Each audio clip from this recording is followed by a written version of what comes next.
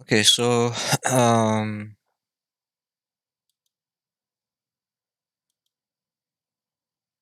this was the mixer thing. So for sure, if you guys have questions on this, let me know because I haven't seen a lot of these turned in yet. So I'm guessing um, maybe you're just taking your time, but should be pretty simple, right? Just a little message and some sort of call to action, and throw in some sponsors, and do like three different versions for different uh, platforms.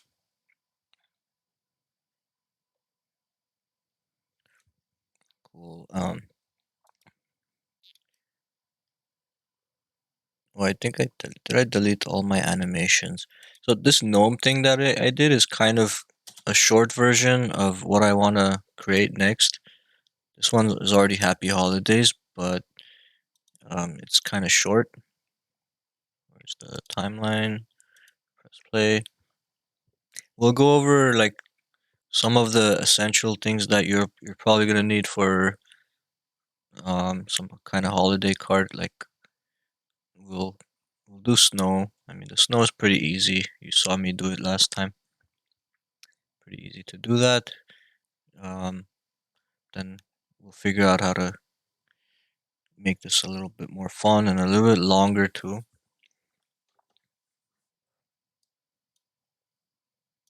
We'll start with a new one.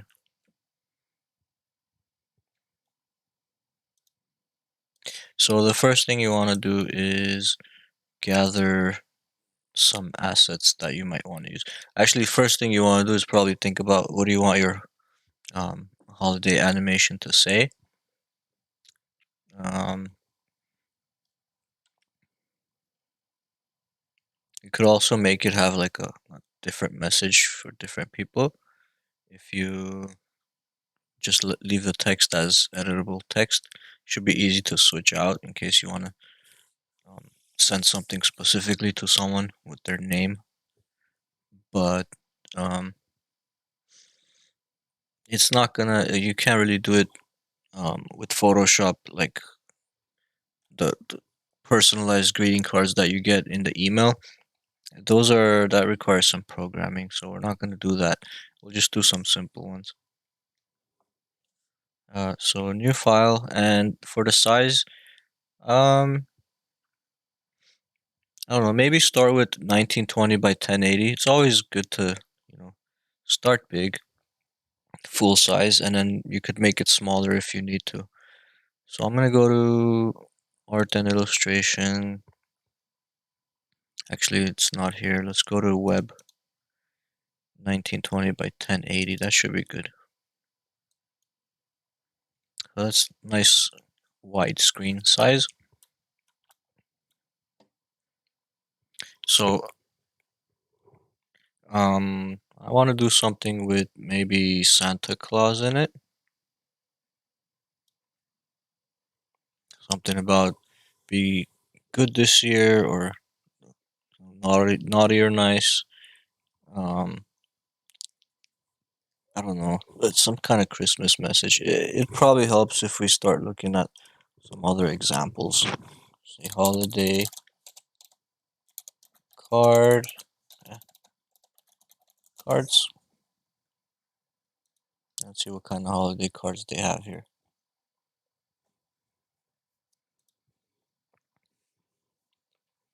So some ideas, maybe a Christmas tree that lights up, and you could have like the colors lighting up or the lights lighting up on the tree. We could animate that. Maybe a sled, maybe a Santa Claus flying through the clouds or something.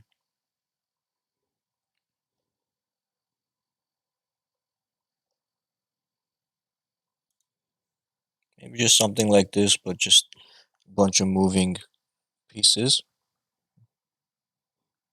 Maybe animated Christmas trees and presents and hats and stockings. Maybe you could just have those moving around a little or rotating or something. Throw that in there, or you could combine that with the other ideas.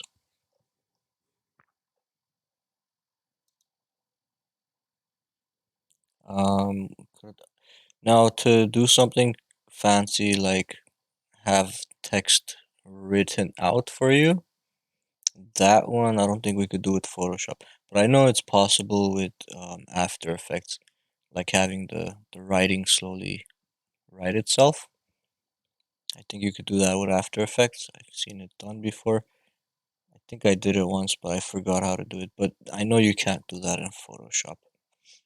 So if we have time, I'll try to jump into After Effects. But let's stick with some easier ones. Let's see. It's nice looking. Just some ideas, some shapes to throw in there, some leaves.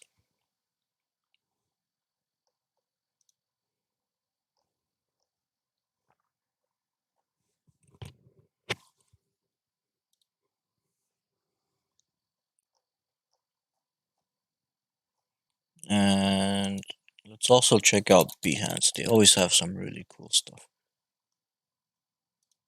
Type holiday card. Let's see what comes up.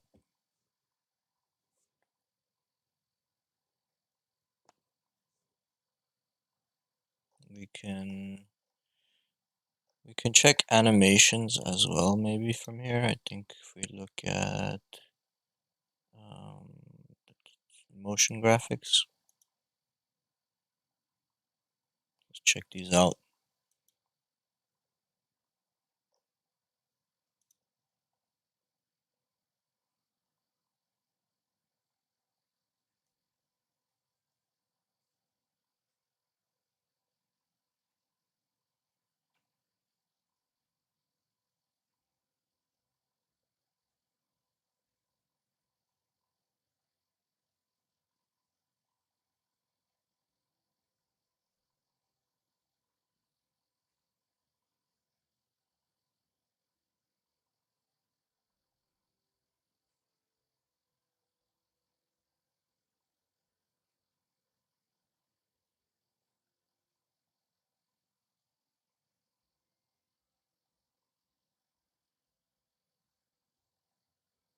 Oh, this is from 2017, but still really cool.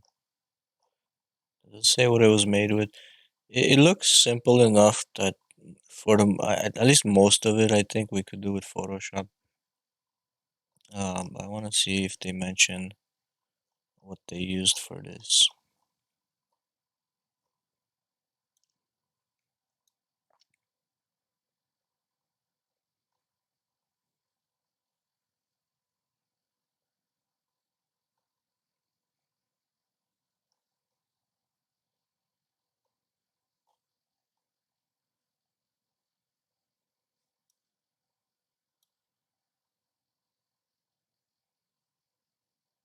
There's more than one person working on this too. I don't know. I can't see what they used, but I'm guessing they used After Effects and probably some Photoshop. Check out this one.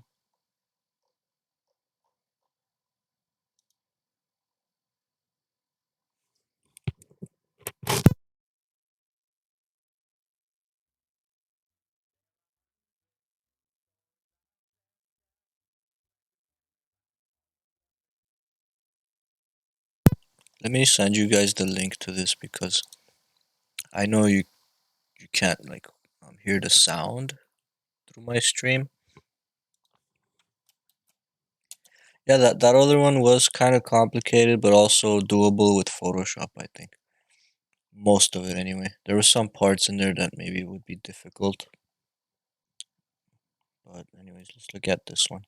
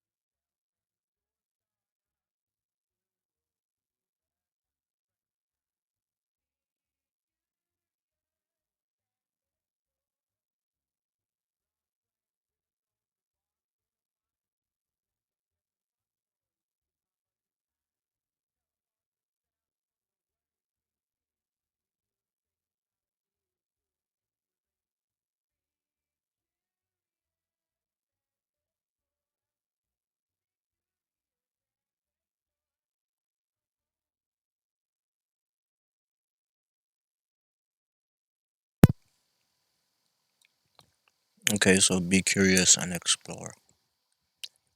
That was 2017. This was 2018. I wonder if these will show us some new ones.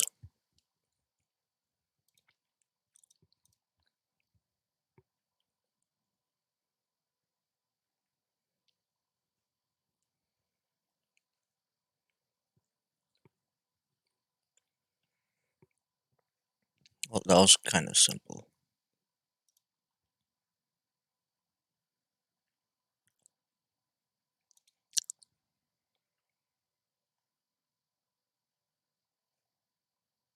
I don't know why that one's featured. Too simple to be featured, in my opinion. But maybe they don't have enough content on Behance.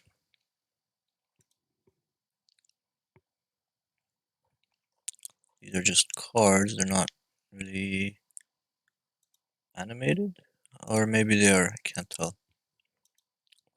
It says HTML here, so oh, there it is.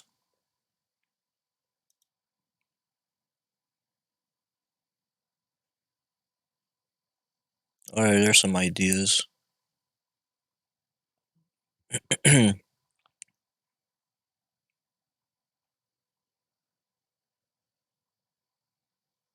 I think we could do something like that, like a little. I don't know what is that going around the thing, but we could put like a car or a sled going around a circle. I don't see why not. I think that's pretty easy to do.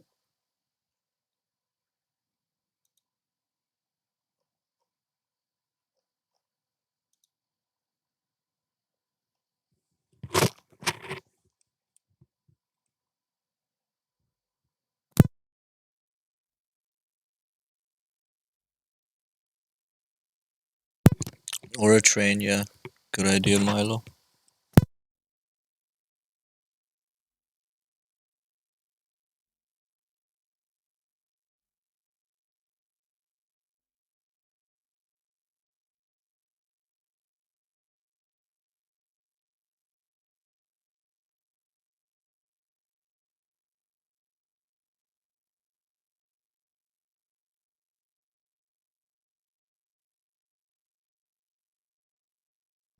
Now, I like the way that the snow here is falling. I wonder if we could recreate something like that in Photoshop. Like the way it's coming down, it's not just falling down simple way. Um, it's more like realistic, but I don't know exactly how we would do that because you can't really follow any of the pieces. It's like each frame is completely different. Or kind of. I mean, I know you could kind of see them moving down, so you can't make it completely random.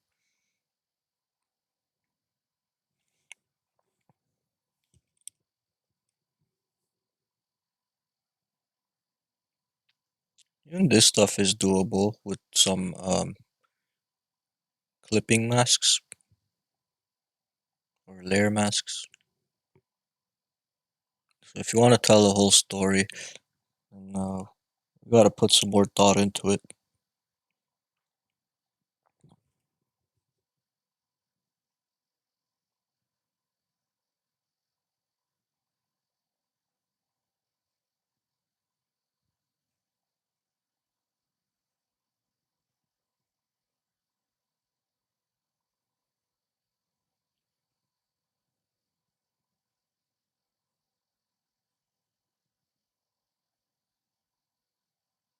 I didn't get this one at all. Weird spikes for arms, people.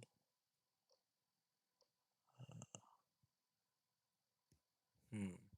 This is a 3D one. If you wanted to do something like this, you honestly could with Blender.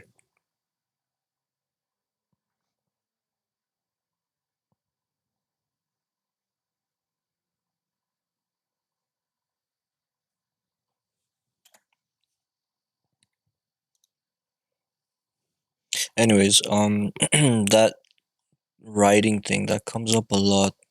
I wish we could do that with Photoshop, but since we can't, I might um try to figure out how to do it with After Effects. I From what I remember, it wasn't too hard. I just have to look it up. This one's nice. It's more artistic.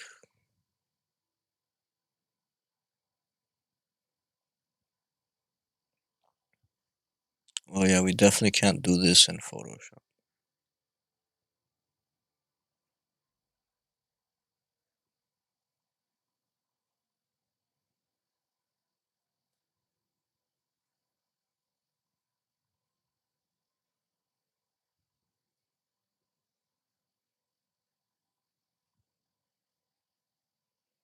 I can do some Bible quotes maybe. Um, which one looks? This one maybe could be simple.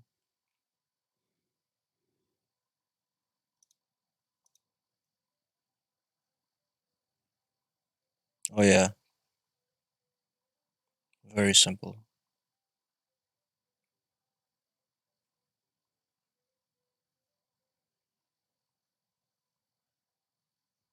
Okay, that one we could definitely do. Um, Look pretty easy.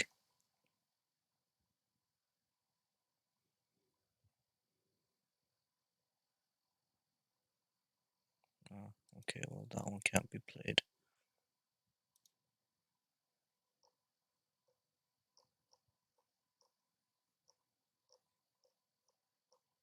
I don't think this one was an animation. Your animated holiday card. Let's check this one out.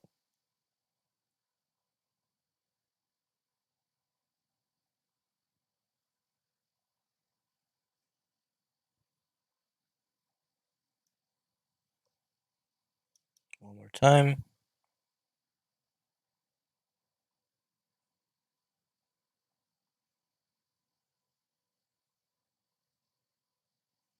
Okay, so the way this one writes it, it's much easier to do because it's not like the letter is being written. It's more like swiping to the right and revealing the text. You can see here it's like a straight line down. That is very easy with Photoshop. But if you're trying to get it to like actually write the letters, that one we won't be able to do with Photoshop. But this is, I guess, a nice little shortcut. Just have a straight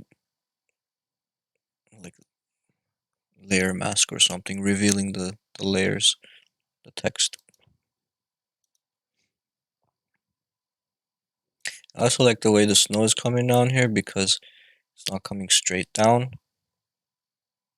and there's lots of layers of it.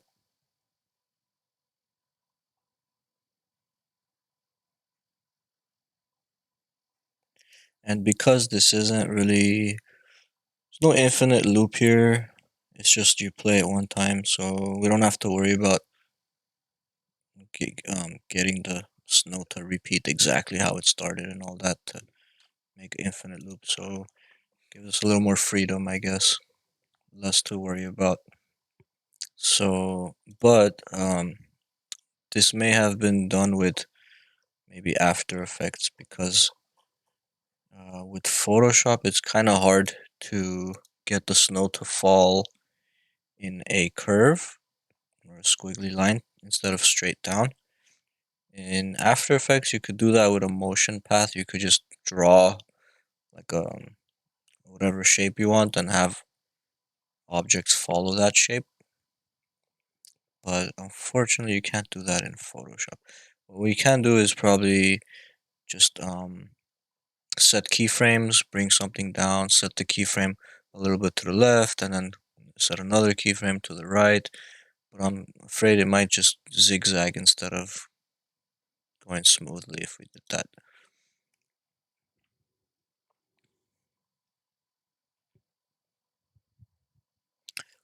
So Got one more. I'm just changing colors. Or what's this? Press play.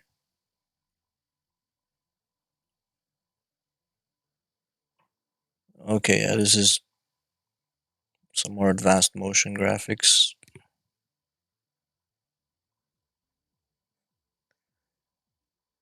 Not a simple one we can do.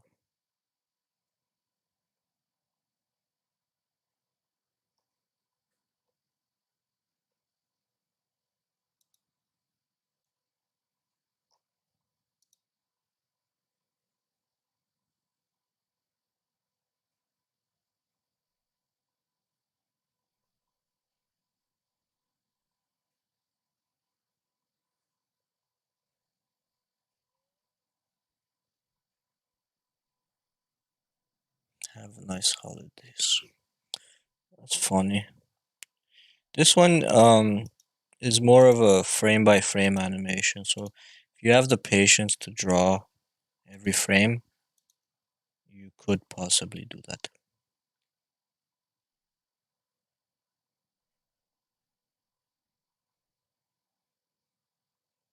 Maybe. I don't know. Still might need some advanced tools with After Effects or something else.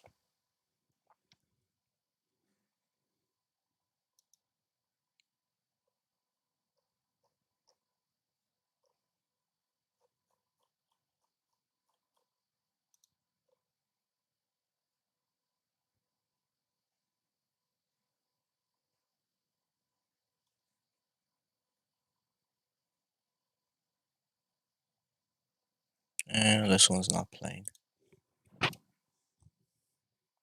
Okay, anyways, I think we looked at enough. One more. This one looks simple. Oh, I think it's my internet that's being slow at the moment.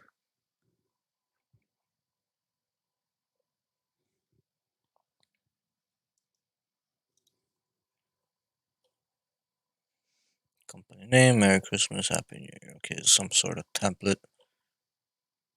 Uh, it's not an animation. That was probably just an ad or something. Yeah, Adobe stock. Okay, never mind. That was Adobe stock. Okay, so couple things we can try out. The snow. Let's look at different ways we can create snow. Do that first because I think that's probably the simplest one. Then we'll look at how we could draw something going in a circle, like a train or a car or sled. And we'll look at also how to do the animation for the text wiping. Um, yeah, so let's start with the snow. So just so we could see the snow better, we need to make the background um, dark color. So right now I've got artboards. I don't really need artboards for this project. I'm not sure how to turn off artboards once you've created the file already. So let me close this real quick. Say file new, web, web large, 1920 by 1080.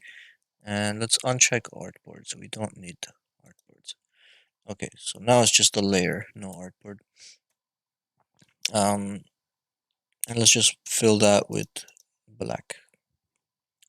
On top of that, we can do our snowflakes. Now, for the snowflakes, we can do a simple. Let's change this to a normal brush.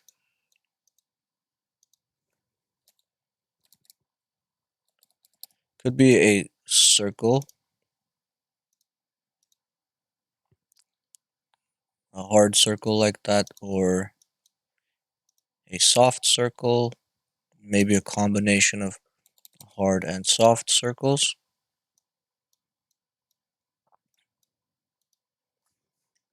Or we can do snowflakes because there's a snowflake. I think there's a snowflake brush. If not, we could obviously create one ourselves. But let's see. Let's look at brush library. Here, let's click here.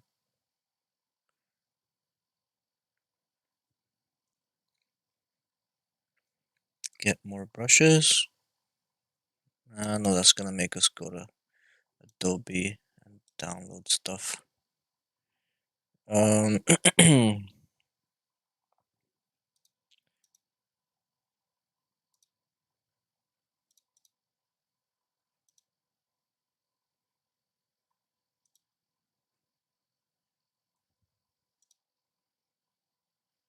New brush. No.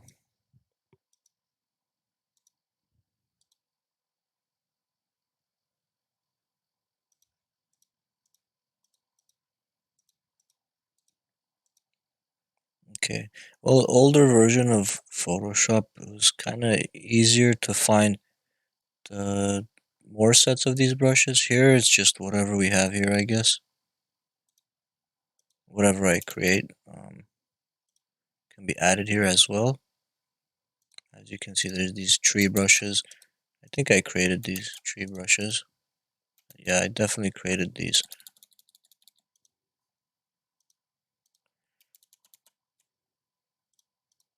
Yep. Okay, so these are all my custom brushes mixed with some of the default brushes. Let me reset it though, so actually we can't reset it. Um,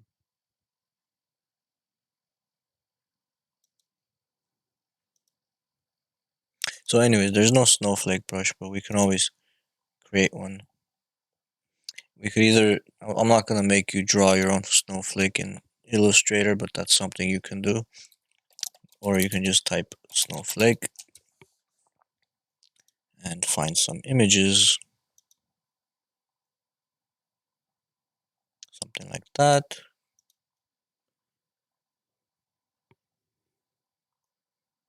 Or you could do more realistic snowflakes. Like copy this image. Let's let's delete that. We could paste these snowflakes in here. If you want to make a brush out of this, you could.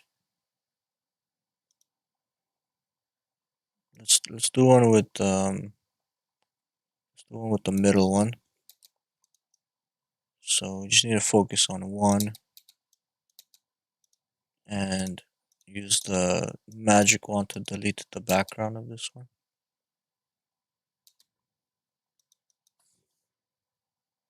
I left some holes in it. Let me undo that real quick. Left some holes because I turned off contiguous. Contiguous just means they all have to be, the area that you're selecting has to be touching. It's one area, one connected area. So just need to make sure that's turned on. And then just shift select the other areas that need to be included. It's like some of these gaps.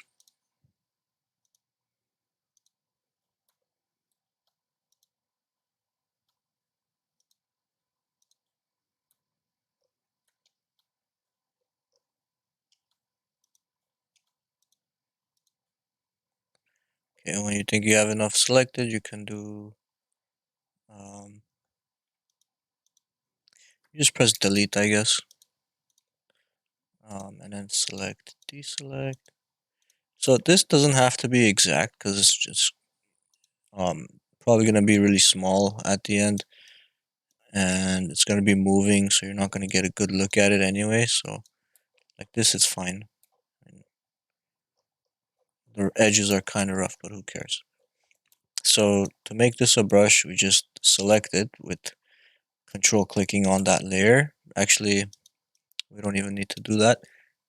We just need to hide everything except the snowflake, I think. Just put a selection around it like this. and then um, edit, define brush preset. You can see it's showing us a preview of what it looks like. Call this snowflake. And you can see here I've already got it as a brush. Oops. You can see I can now create multiple snowflakes. So next thing is see if we could change the color of the snowflake to blue. Yes, we can change the color too as well. That's nice. Okay, so I'm gonna delete that layer and make a new one.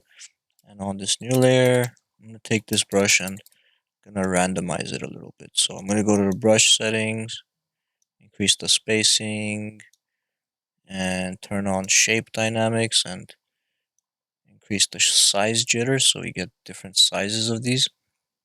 We're also gonna change the angle jitter so get different rotations. Turn on scattering so they're a little bit scattered. And color dynamics so they're not all exactly the same color.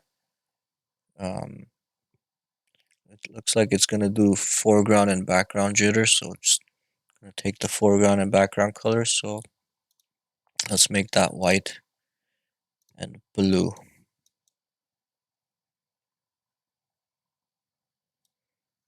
Okay, and then let it jitter with those colors. Okay, and we could increase that and just test it out. Looks like they're all the same color, so maybe. Oh, I didn't increase the hue jitter and the saturation. Also, there should be another setting, apply per tip. Yeah, we need to turn on apply per tip. And you could kind of see there's some slightly green, slightly blue. I should make this second color more in the blues.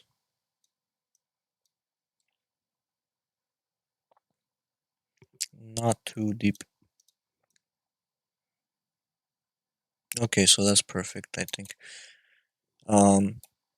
If we make that smaller, we can see just might be too many like this. So I'm gonna go to my brush settings again, brush tip shape. Let's increase the spacing more so they're not so close together. And can't tell if the sizes, actually, yeah, the sizes are slightly different, but they're too close. Let me see if I can make them here. Let's increase the size jitter so there's bigger difference. There we go. So now it's more noticeable that they're all different sizes. Got my custom snowflake brush. Just throwing some snowflakes in here. Now these snowflakes are gonna have to come down from the top. So this layer that I'm painting them on needs to be taller. So what I'll do is I'll temporarily increase the height of my canvas. So for the height, it's 1080 pixels right now. Let's go to percentage and increase that by like 500%.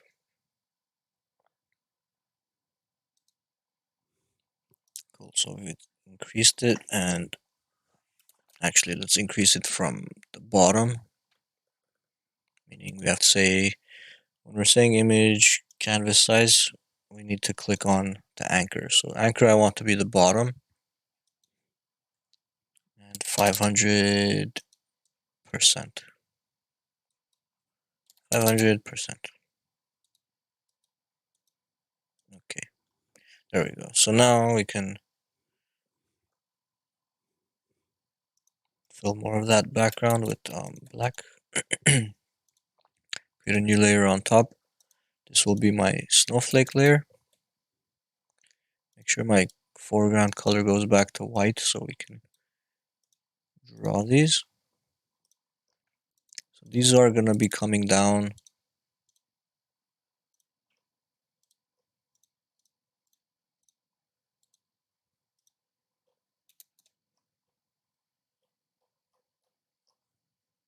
Let me go view 100%. I want to make sure. Yeah, these are kind of huge, but um, yeah, they're kind of too big. So I'll repeat that, but with a smaller brush. I don't want them that big.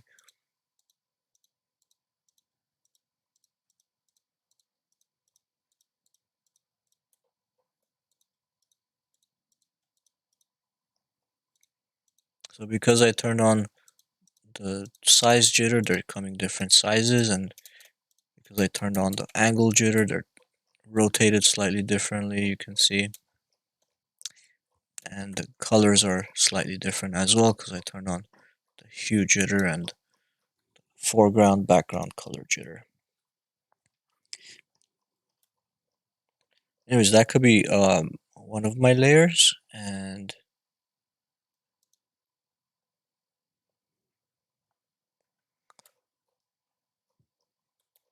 I don't know, let's look at it at 100% and say these are coming down.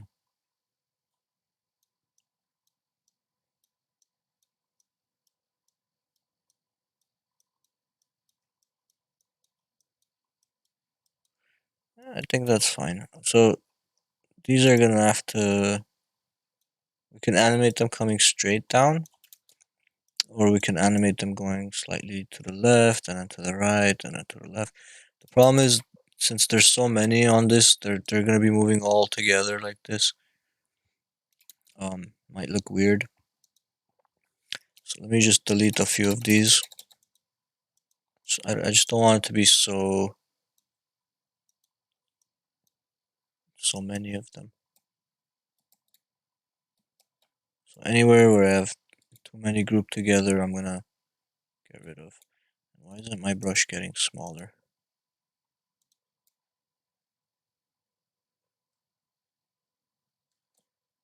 That's weird. Okay,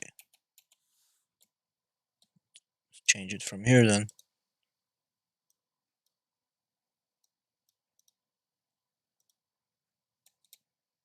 There we go. Okay.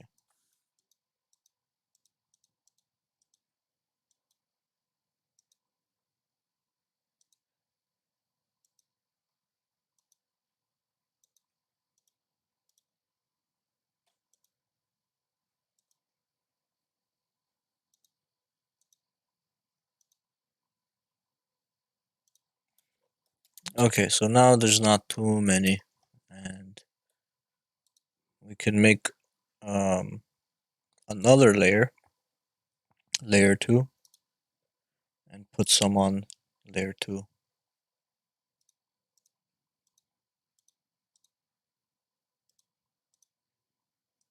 So that's layer 2, that's layer 1.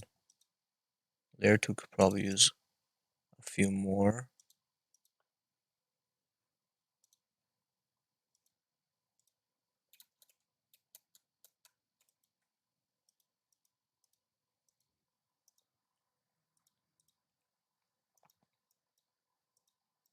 We throw in here, here, one here.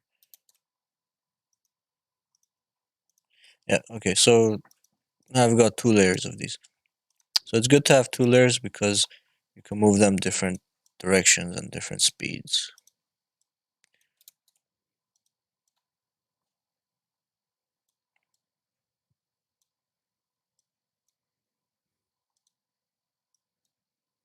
Cool, so we'll have them coming down on separate layers.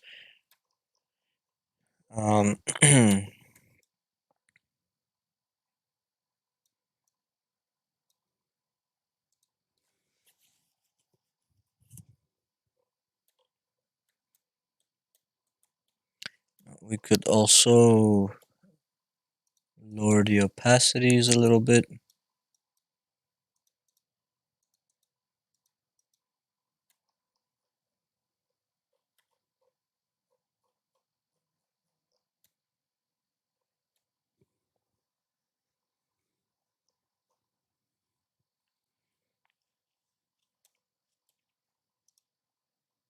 And let's create our video timeline. Made a new video timeline. I'm gonna go to let's start with the layer 1 first. Open it up, and we don't need to do any transformations on it. We're not going to be scaling anything, so we don't need to make it a smart object or anything. I can just um, turn on my layers. Again, I'm doing a timeline animation with the video timeline, so you should be familiar with that already. Um, and layer 1 and layer 2, these are going to be my snowflake layers, so probably just name them snowflake.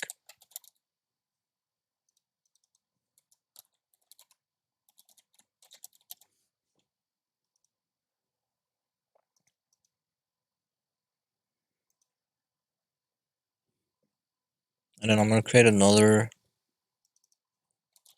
layer,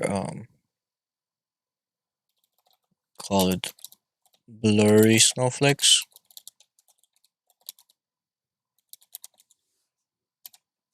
And on that layer, I don't feel like drawing the snowflakes again, so actually that's not going to be a problem.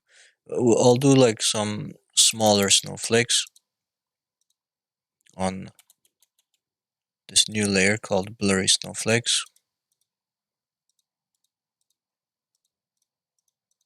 And I'll put more of these. These I'm going to blur and um, yeah, they're going to be smaller. So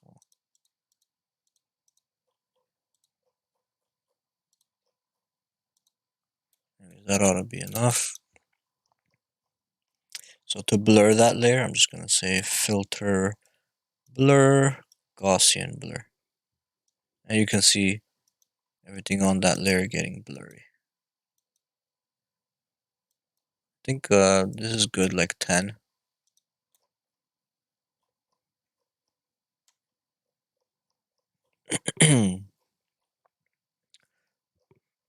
Alrighty. So I've 3 layers, 3 different types, or 2 different types of snowflakes. So some of them are going to be blurry, some are just solid. Um, and we'll just animate them coming down. So let's start with this one. Call it the snowflake layer.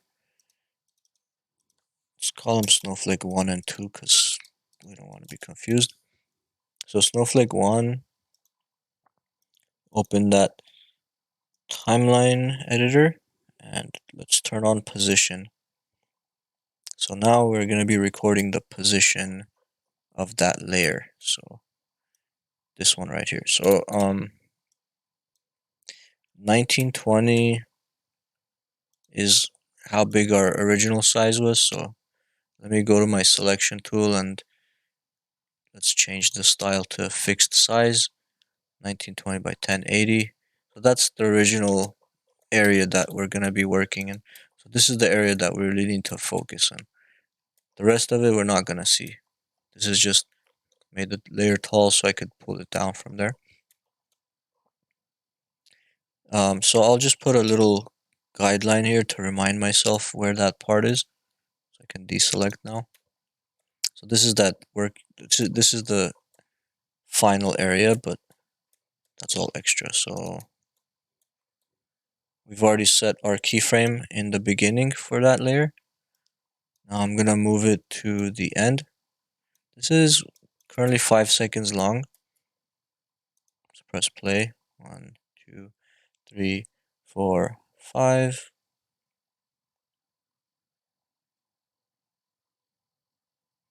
That might not be long enough. I want to make my animation total, make it nice and long. So we'll make it like, I think 20 seconds long is my goal. I'm not going to make this a GIF, most likely. It's going to be rendered as a video.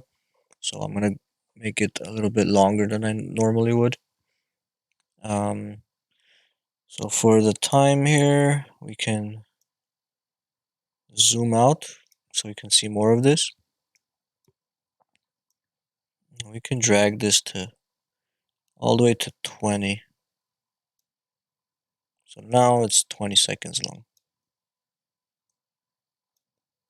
Make sure each of these layers are extended there.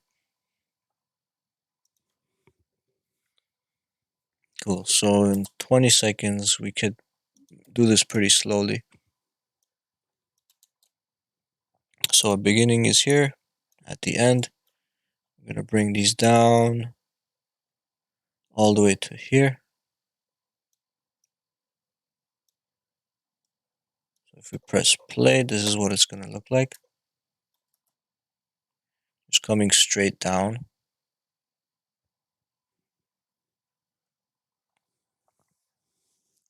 So if this was After Effects, I think we could draw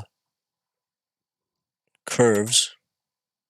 Like you could actually draw something like with the Bezier tool, you could draw a curve like this, and you could have the snowflake follow it like this. But that doesn't exist in Photoshop, so we gotta figure out a different way to do that. I'm thinking like while it's falling, we could make it go slightly to the left. And then slightly to the right, but this is what I feared. It it zigzags. It's kind of like in a straight line.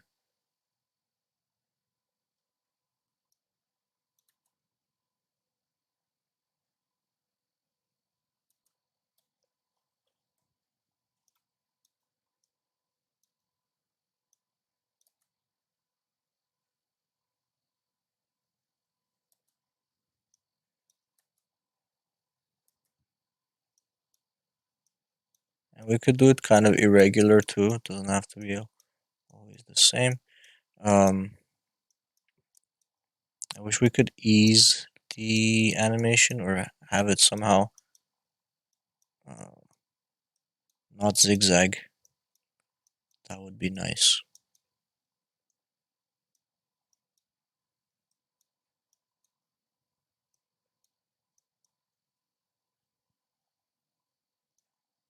Anyways, let's play that, and you can see it's just gonna switch direction randomly.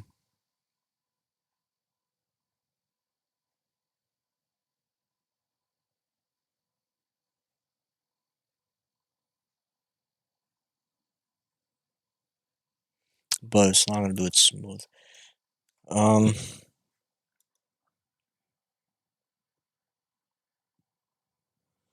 so we have some options here that might help us. Like right now, it says linear interpolation. What if I select hold interpolation? Press play. Okay, that's weird. It just holds it.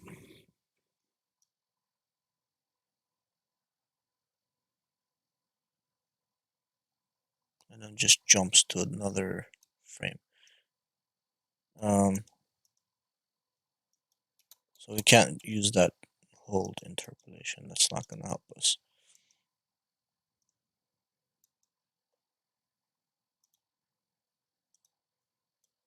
So we'll just have to accept it as is. It's going to look kind of zigzaggy. But maybe that's just the wind blowing it in one direction 1 second and then different direction. It's not completely unrealistic, I guess. Whatever I did with that layer, I'm going to do something similar with the next layer. So Snowflake 2, also turn on position. Let's go make sure we're in the beginning of the timeline. And turn on position, scroll down to the end, bring it down. You could bring it down like not as far if you wanted to move a little slower than the last layer. That way it kind of gives it more depth. Right, see these are moving faster than the ones in the back. So I think that's a good way to do it. I also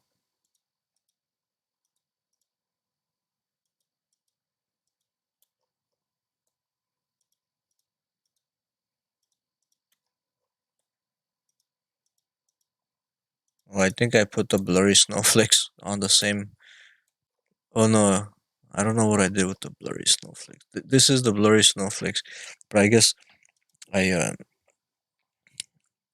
drew those over the first layer that I had. So that means I'm gonna rename this to blurry snowflakes. And then the other blurry snowflakes, we'll just delete that. Anyway, so I messed up and drew over one of the layers, so I'm just gonna have two layers now. I mean, I could just duplicate snowflake 1, Control J, and I have two of those layers. The other one, I'll just flip it upside down.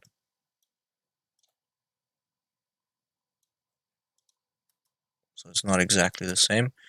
And then,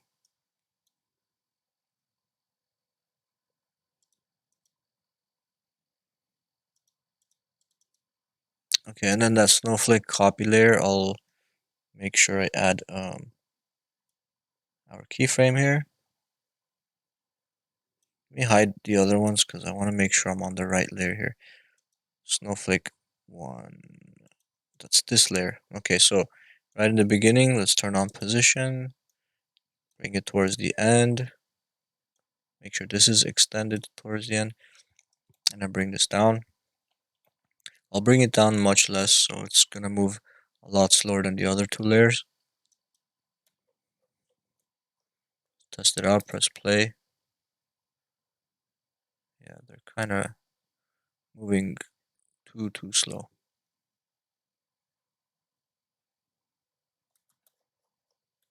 I might want to speed that up by bringing it down more.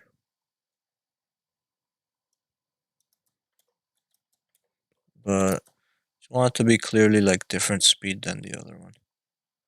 Which I guess it is different movements as well. So let's go add some side to sides on this one.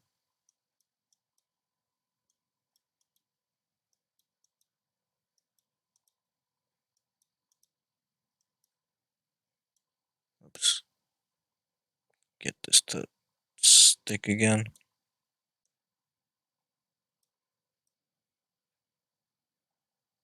There we go. So just moving the timeline a little bit further and then moving these guys a different direction.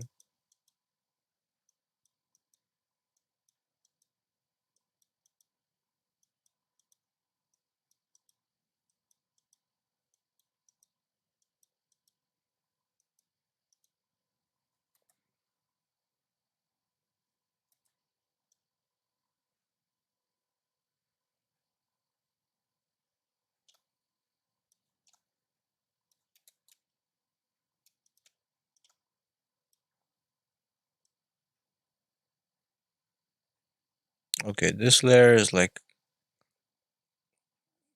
going back up for a second. So I gotta make sure which layer is that. I think that's this one, snowflake 1. Gotta make sure that that's not happening. So from here to here it's coming down. Then from here to here it's going up. So go to stop at that keyframe, make sure it's down. And then the next one also make sure it's coming down. Next one also.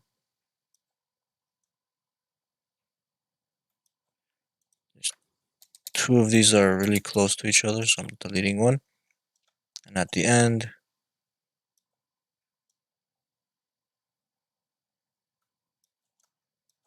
there.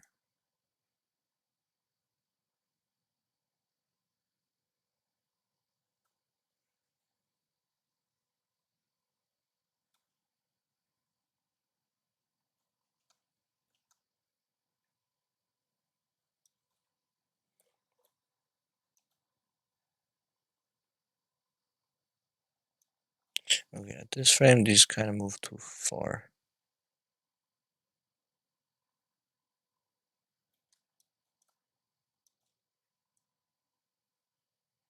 Okay, now it's good. So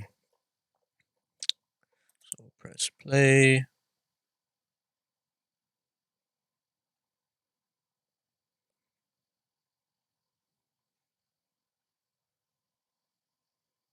Would be nice if we could also get it to rotate while it's falling. Um, that's also possible, but we'd have to create like another separate animation of just a snowflake rotating and create copies of that and then animate all of those on a single layer. Actually, we can't put it on a single layer. So it would be kind of complicated. We'd have multiple layers of rotating snowflakes. We'd have to convert it to a smart object and then animate those coming down. And they would still rotate since that's their original animation. Like I could show you a quick example of what I mean if I make another layer and I just draw a single snowflake on that layer.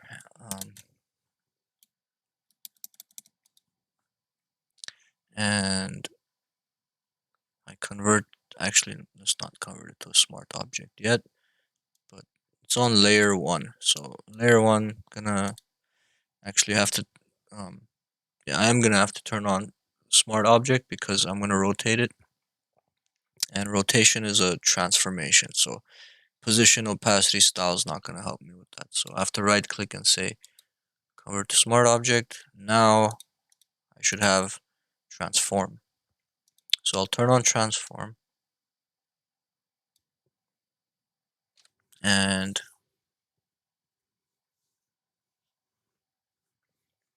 let's move this towards the end and have this thing rotating.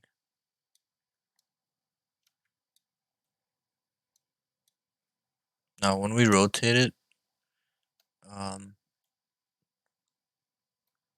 I think once we get to 180 degrees, it doesn't matter anymore. Like it'll think you didn't move at all. Or actually, if you do 360, but I'm not going 360 degrees, I'm only going 180 here, so I guess I don't have that problem.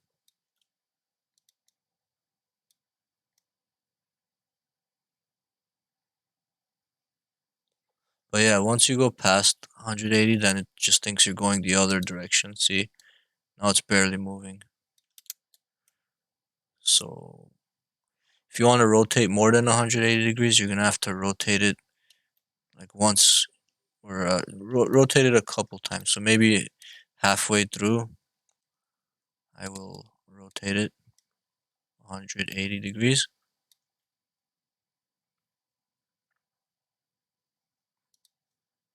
Drop a keyframe so it rotates there.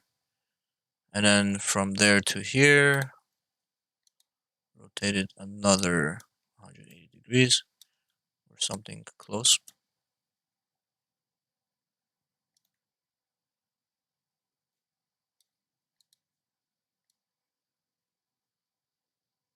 There we go.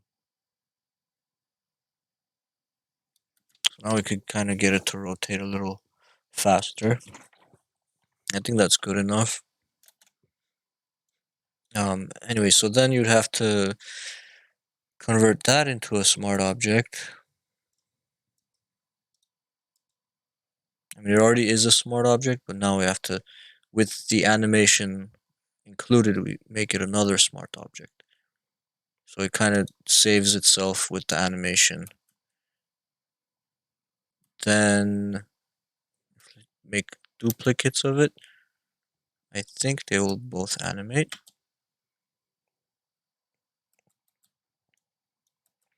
But you see, at this point, it's really, really slowing down my computer. Uh-oh. Um, that crashed it. I hope it's saved. Let's don't send. That's why I was hesitating to do that because I knew smart objects within smart objects, bunch of animations on top of each other, it kind of slows down your computer. Let's open up the timeline. Let's see where it's saved from.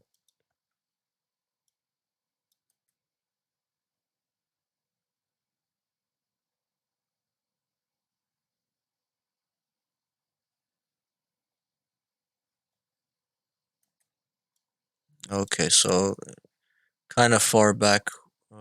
We were on the snowflake 1 layer, and we're moving it down.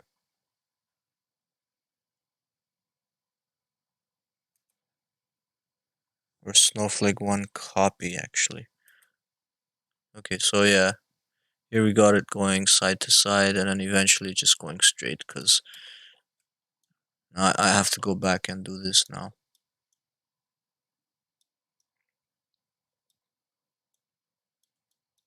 Add some more side to side movements.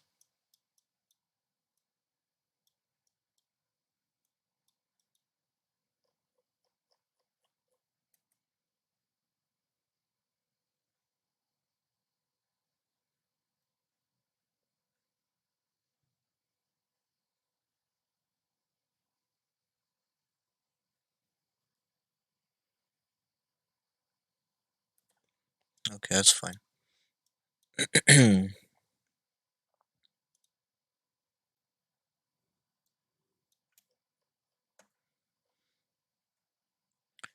Okay.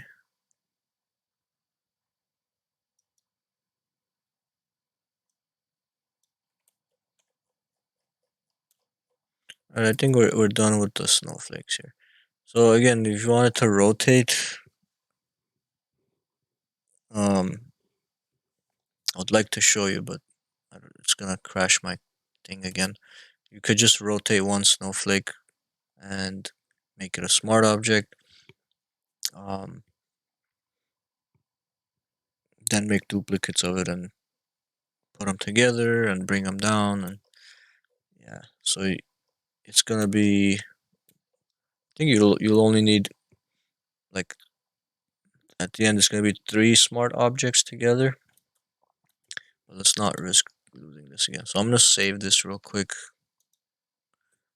Call it snowflakes.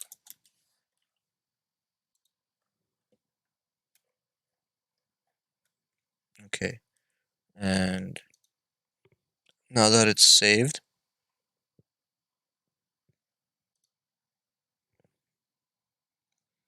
let me close this. Say new. Do the same thing. 1920 1080. No artboard. So slightly improved way to do it. Hopefully it won't crash again. But this time I don't have all those other layers, so maybe it'll be a little bit better this time. Grab our snowflake brush. Where is it?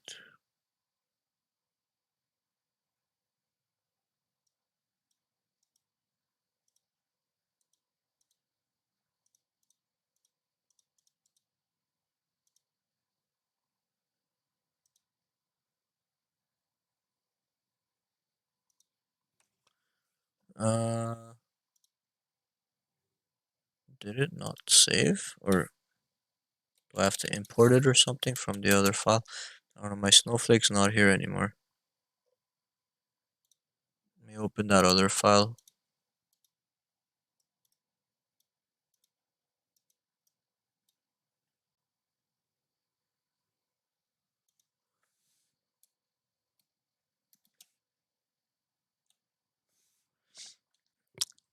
Ha. I think when my computer crashed, when Photoshop crashed, I lost my snowflake brush. Didn't get saved here. It's weird. Unless it's there and I'm just not seeing it. But no, it should be the last one if it was there, I think.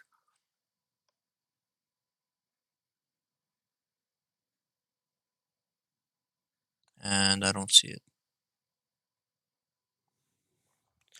So I have to do it again. Just delete this one. Delete this one. Actually, let's do a different one this time. Let's do this last snowflake. Oh, wait, no, I did do that one last time, didn't I? Or did I do this one? I can't tell. They look too similar. I think I did this one. So I'll do this one this time. Okay, so let's delete the background again.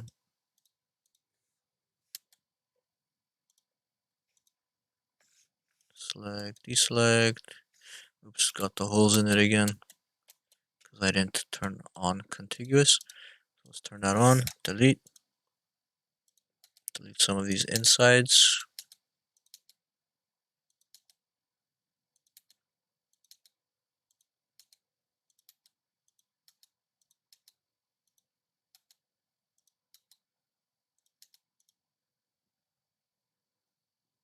That should be enough.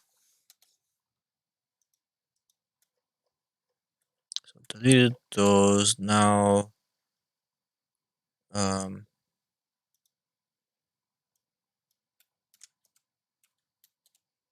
file new.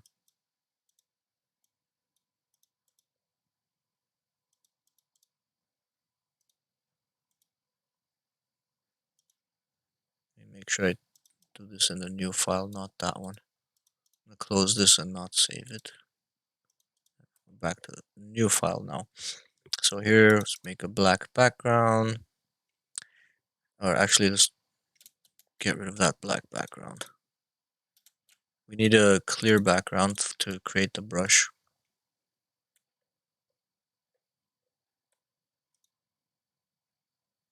And my artboard has a... I forgot to remove the artboard from this file, so I'll just have to change the artboard background color to transparent. Now select snowflake again.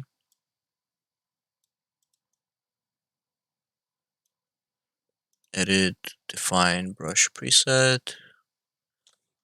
Snowflake. The first one's lost, but I'll still call this snowflake 2 just in case. See, this one's showing up here. I don't know what happened to the other one. It's gone.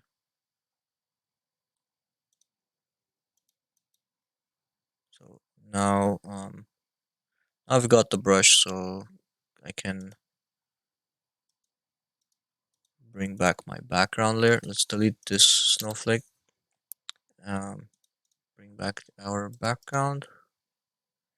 Create a new layer and then paint some snowflakes on top of that. Okay, so it's working. Now I'm gonna do that animation I was talking about. So make a single snowflake.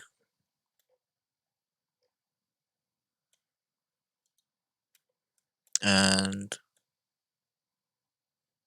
let's increase the transparency on this a little bit. Also, see if we can make this look a little nicer. Let's do image adjustment curves. With the curves adjustment, I just want to make it brighter a little bit. This doesn't seem to be doing anything though. Let's try with an adjustment layer.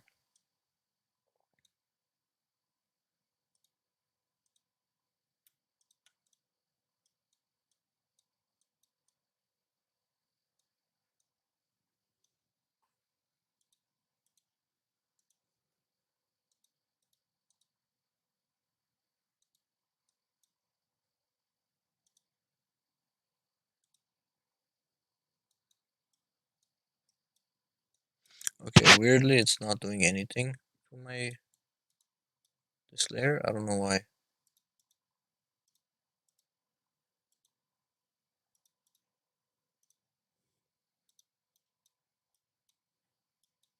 Strange. Okay, let me try something else. Image adjustment, hue saturation. What's going on? I could take the lightness down. I can't bring it up for some reason. It's the lightest that lets me make it. It's weird.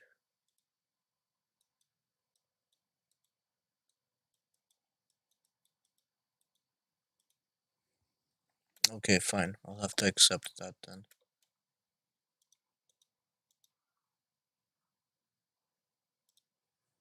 We try brightness and contrast first, and then yeah, that's weird. Okay, anyway, so let's make that a smart object. Convert to smart object so we can rotate it. Create our video timeline and start rotating it. So transform. Let's move to the middle of the animation, and that's the middle. Oh, this one's only 5 seconds, so yeah, the middle's a little different now. Let me increase it.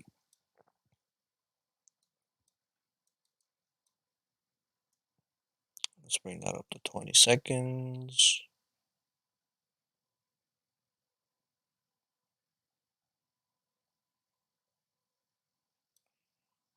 Okay, and this one too. So at 10 seconds, we'll rotate this 180 degrees. 180.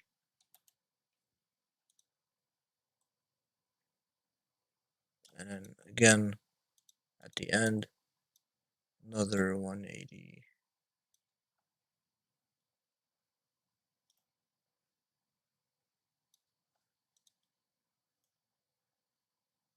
Cool. So it'll be rotating like that, and oh, now I know how we can make it go side to side smoothly. Um, since we're rotating it by itself here, we're making this one snowflake. What we could do is, while it's rotating, we could also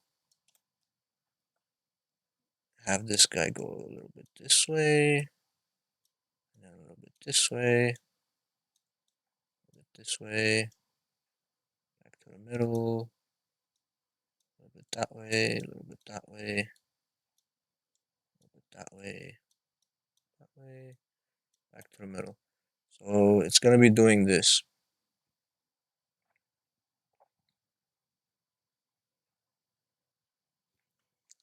It's going to be rotating like that.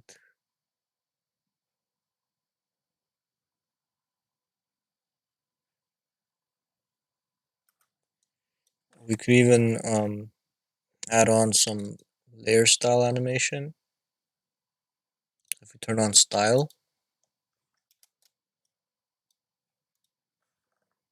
go to the layer styles. Let's turn on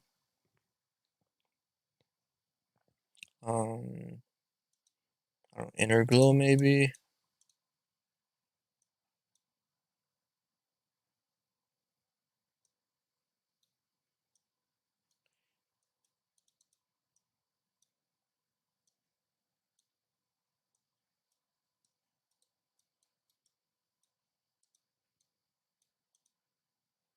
Okay, so we have to change the color to actually see this glow for some reason. Let's make it slightly blue.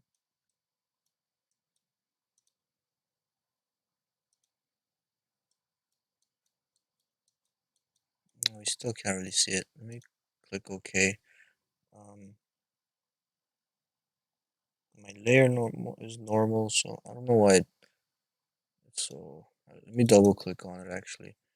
Yeah, it's set to normal. Everything's normal. I don't know why I cannot. Well, I guess because the whole thing is pretty much white. I don't know. Yeah, okay. So it's white, but it has some transparency to it. That's why it looks kind of dark. What I could do is duplicate this original layer a couple times and merge it together just to make sure. When we go back, save that. It's a little bit brighter now because it's not as transparent.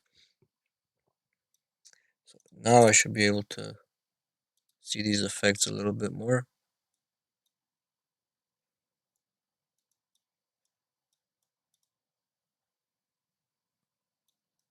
And Outer glow's cool, but I think we should do. I mean, inner glow's cool, but we should do probably an outer glow. Yeah, there we go. Outer glow, but not such a solid blue. Something like that, maybe. Maybe not so strong.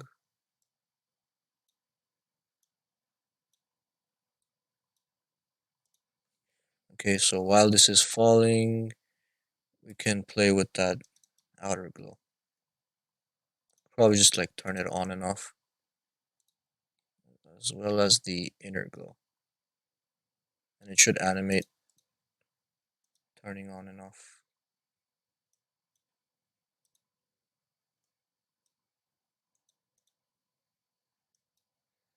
So just by using smart objects, we could probably do a lot more interesting stuff because we could embed these animations and then add an embedded animation to another animation.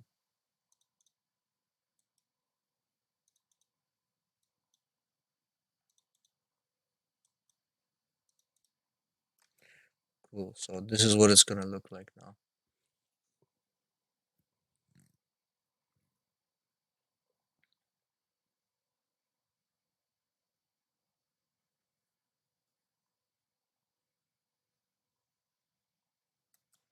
We can also play with the opacity. Bring it down and up every now and then.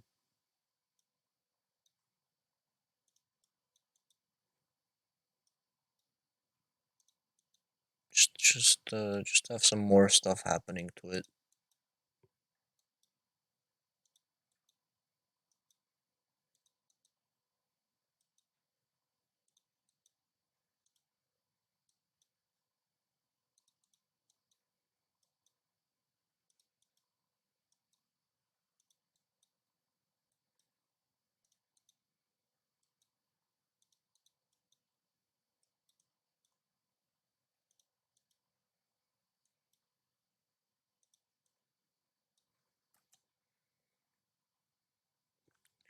Cool. If I speed that up, you can see like what's gonna be happening to it.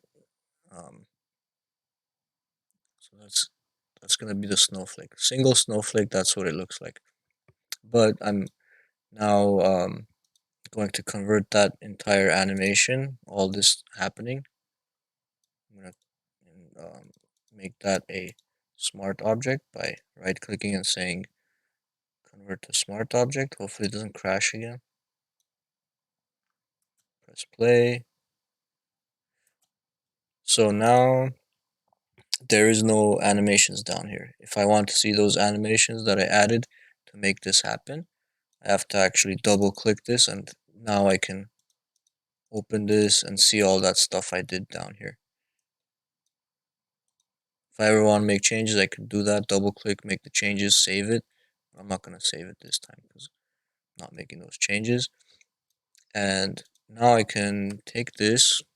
It's already a smart object, so we can scale it down. Put it here. Put another one here and another one here. Let's press play. And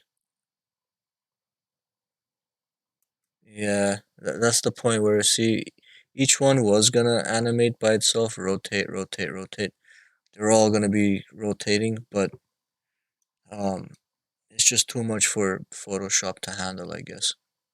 Because we got smart object inside smart object inside smart object, and I guess not enough memory to be able to handle that.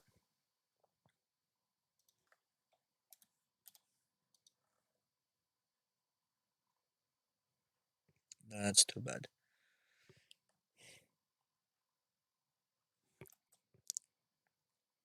So at least it saved kind of. What did it save? Window timeline. Well, it saved most of this. I didn't get the opacity part, and I'm missing half of the styles for the glowing. So at this point, it just stays like this. But Um, Now, I guess it's the way Photoshop handles these things. When you create smart objects, it really drains the resources. So even though we can't do it here in After Effects, I think it should be possible without crashing. And it's even something you can probably do in Blender as well.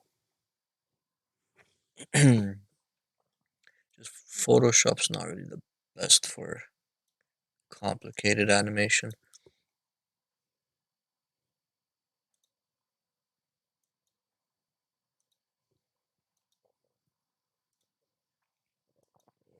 I don't know how to solve that problem because if we can't solve that with this, then we'll have to just go back to the other animation without the fancy rotating snowflakes.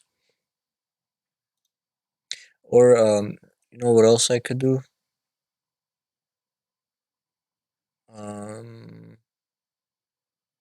I was thinking save this as a GIF and then bring it in, but I think it's still gonna add to the timeline and um, I don't know, it still might crash.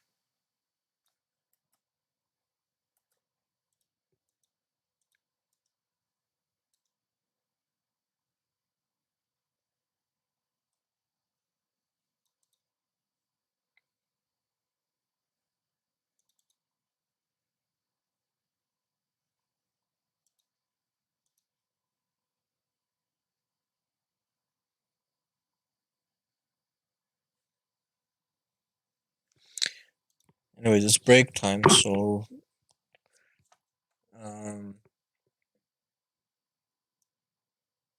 if you can do this without having a Photoshop crash, go ahead and do it. But I guess I don't know. I have 16 gigabytes of RAM, but it should be plenty. But I guess it's not enough to handle. There's also settings in Photoshop you can change if you go to Edit Preferences under Performance. We can see here I'm saving 50 history states. Maybe I could lower that to 25. Cache levels, I'm not sure if changing that would help. Um, Available RAM, 12,000 megabytes, which is 12 gigabytes. No, I should have 16. I don't know why it says 12. Maybe that's um, available, I guess. I don't know. But here it says I can let Photoshop use this much RAM, 8 gigabytes. But see, if you installed more RAM, you could increase this to a really large number. I don't think it's a good idea to increase it too much right now because it just might like make my computer crash instead of Photoshop crashing, which would be worse. But I've increased it slightly. I'm using graphic processor. Cache levels. Does it say anything about cache levels? The optimize button. Take your hardware configuration into account. Number of cache levels of image data used to improve screen redraw and histogram. Choose fewer cache levels for smaller documents with many layers. Choose more cache levels for bigger documents with few layers. I don't know if this is going to be considered a big document with few layers or um, small document with many layers. I guess since I have so many different smart objects, it's going to be the latter. So it's going to be, I should lower the cache levels in this case, I think. So instead of 4, I'm going to bring that down to 2. And try this again, hopefully not crash. Let me do this and then we'll take a break real quick. Convert to smart object. Make a couple copies.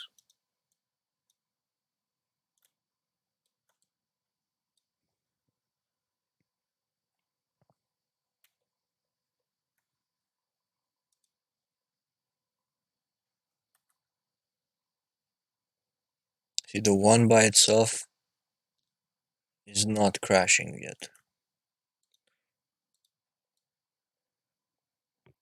So this one by itself, I was gonna animate this coming down to transform. We start up here and up down here, and then be rotating on its way down and doing the glowing thing and all that. But that's just one. Then if I made duplicates, that's two. I press play, no crash yet, but very slow frames per second.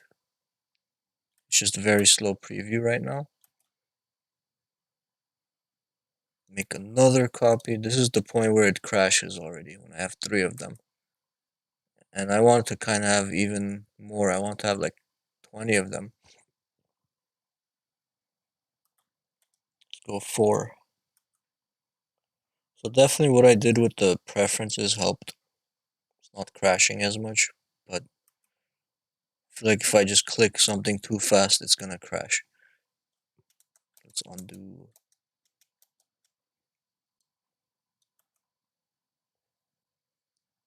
Another thing I can do is um,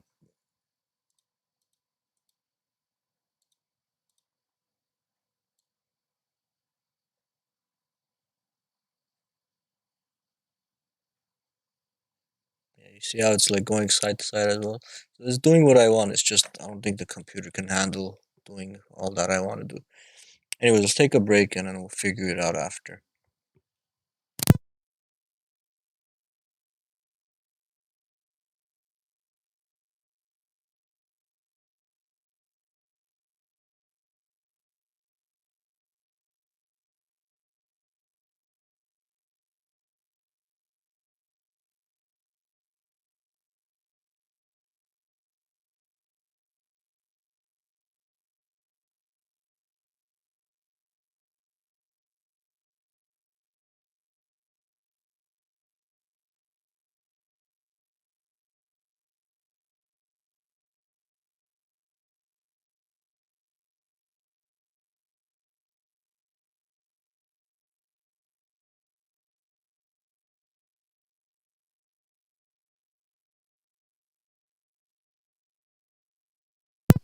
Sorry about that. Yeah, so I was gonna say we can't really I don't know if this is gonna be possible, like having it rotate, fall down, and move a little bit side to side at the same time and have like 20 of them happening. It seems like it's too much for Photoshop to handle. So, but I think if I do decrease the image size, I mean, currently we're at like HD size, 1920 by 1080. So, um, image, image size, 26 by 15 inches at 72 pixels per inch. I'm not sure why it doesn't let me switch to pixels here. Let's do resample. Probably that's why. Let's make that in pixels instead of 1920 by 1080.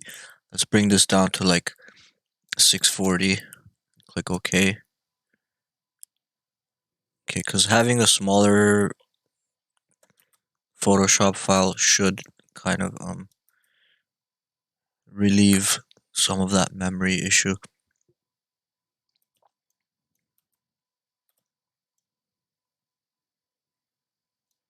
Okay, so but we want this to come from way above, and we want a bunch of them coming down. So we'll do one here. This one's gonna be really slow. Let's make that a smart object.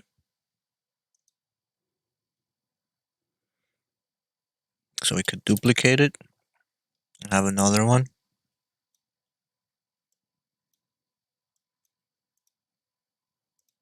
This one will come from maybe a little bit higher,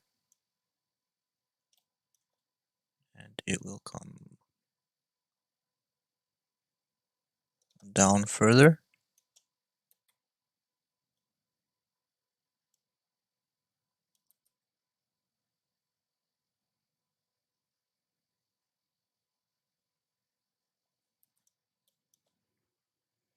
Could also make this one smaller.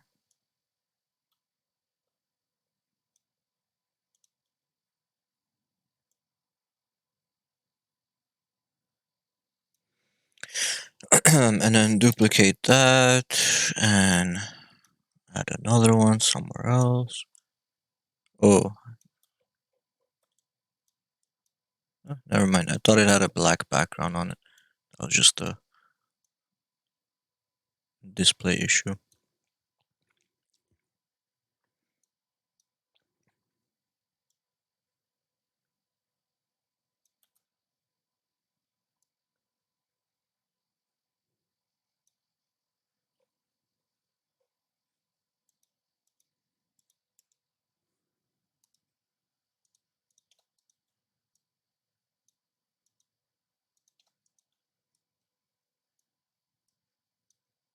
Kind of want to get rid of this artboard because it's really annoying.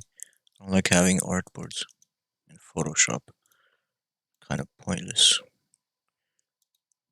Anyways, it's there.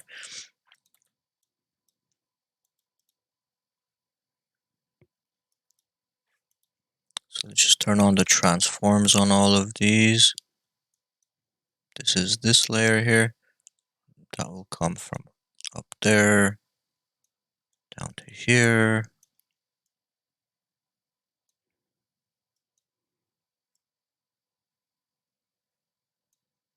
Or maybe here.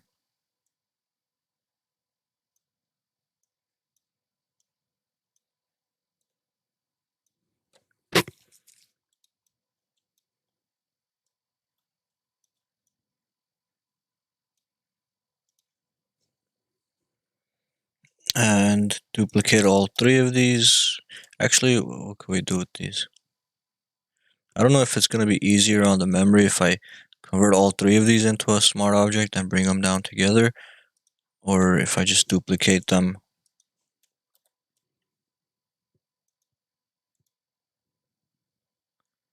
like this and for each one just move them slightly differently. Oops. See, this is why I don't like having an artboard. Then you accidentally move the artboard around, or you don't put stuff inside the artboard. It just adds extra confusion for no reason. Okay.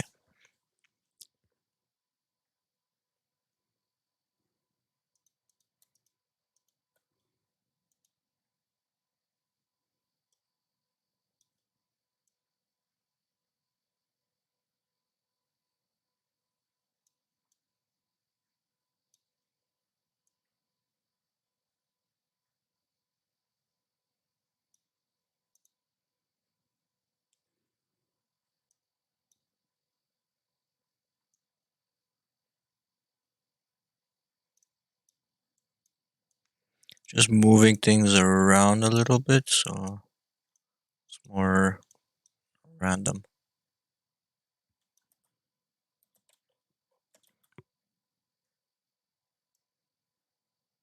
Anyways, let's see what this looks like if we exported a GIF.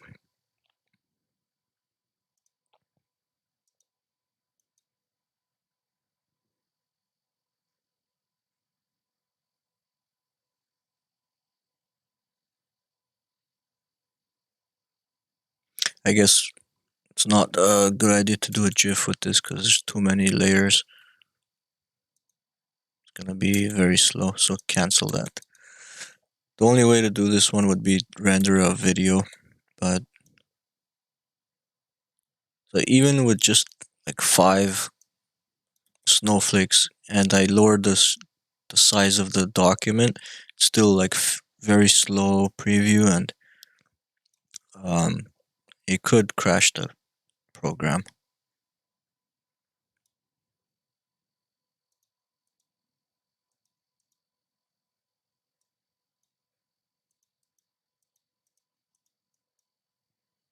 Okay, this one we got two in the same spot. Make sure we move that.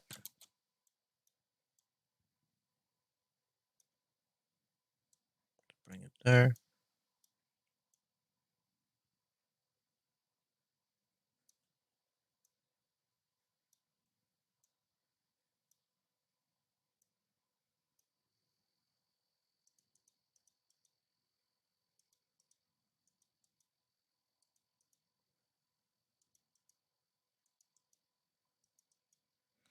And let's spread these up a little bit.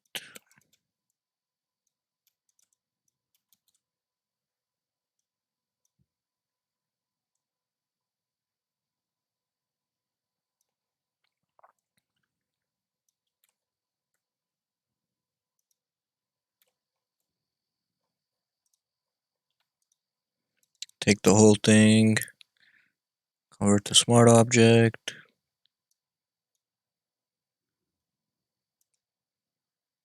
duplicate it,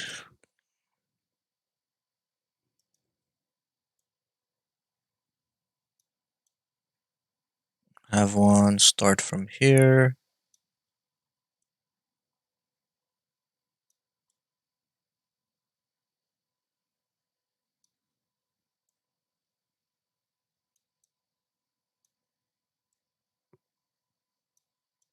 And here, I don't know.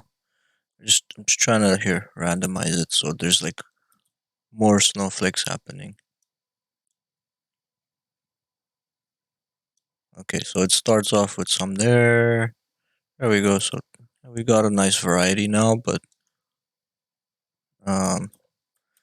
can't tell how slow it's gonna play at the end. Right now, I'm playing it at 12 frames per second.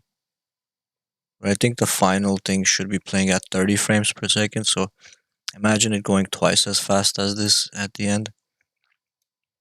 Let's see, file, export, render video.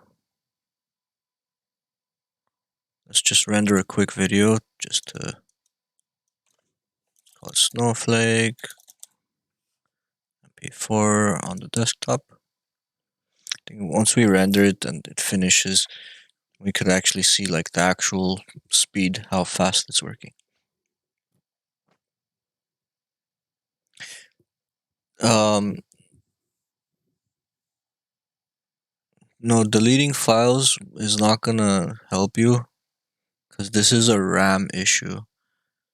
RAM is like temporary memory, the memory that your computer is like using at that moment. So deleting stuff off your hard drive is not gonna really help.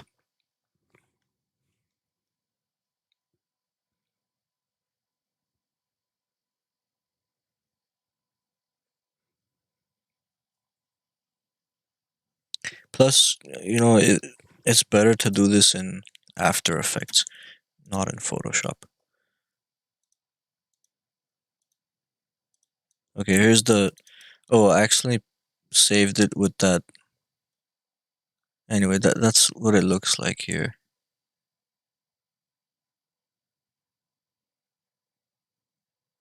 Yeah, I forgot to re-crop the document, but or did I or no? No, I never cropped. I never made it taller, so I don't know why it looks weird. Like the thumbnail's all tall for some reason.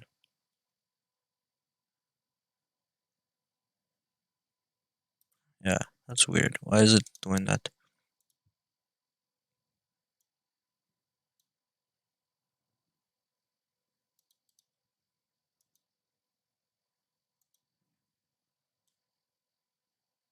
Document size 1280 by 1616.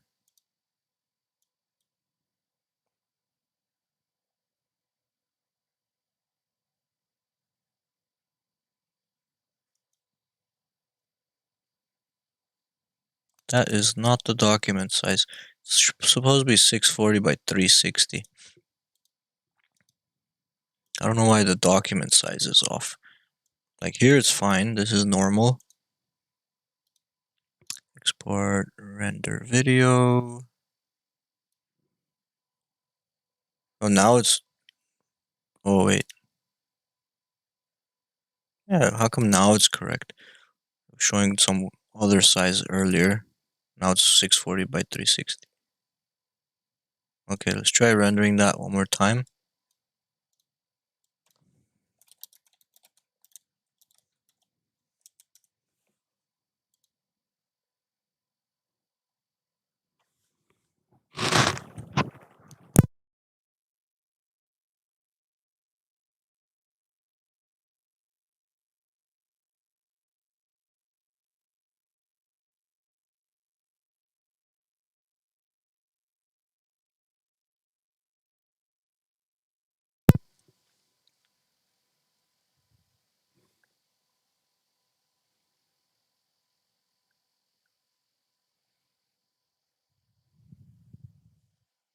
Let me delete that other one. Actually, let's keep it so we can compare it.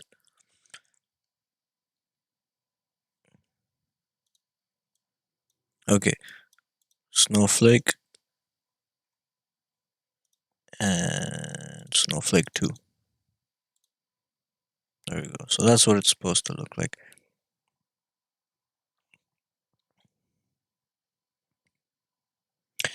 Um,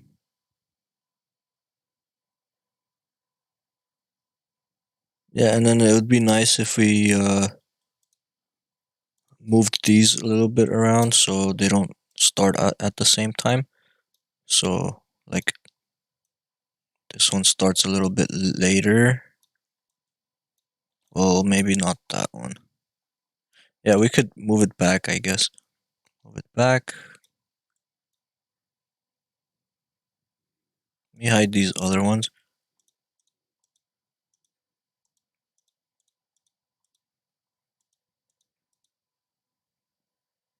Okay, so this one, since it starts off kind of like off screen, we could move the animation like forward a little bit. Actually, yeah, forward a little bit, and then it'll start kind of late, I think.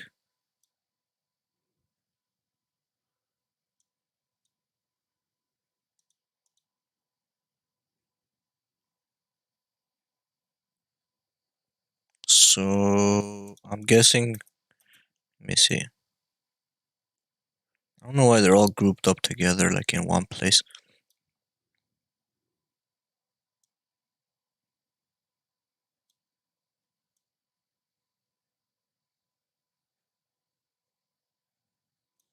Anyways, so that's not a very practical. Uh, it's not gonna be a good idea to try to do that in Photoshop because it's just too slow and everything. So let's stick with the other version. Where is it at?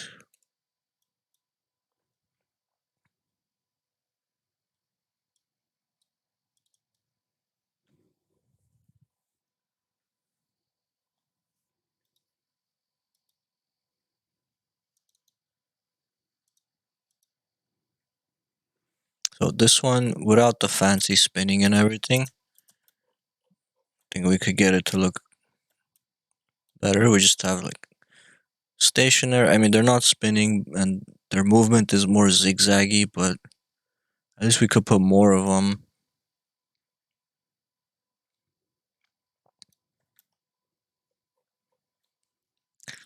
And anyway, so that's how you would do the snowflake thing. Um, so two different ways to do it with Photoshop, I guess. Now let's see how we could do it in After Effects. Also, since we're jumping into After Effects, I'll also quickly show you how to do the writing thing.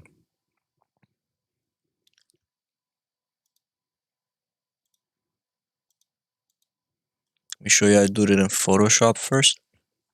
So in Photoshop, if you're trying to reveal some writing, like Happy Holidays, this one's very simple. Um, if you don't want it look like you're like writing the text, you just want to reveal it.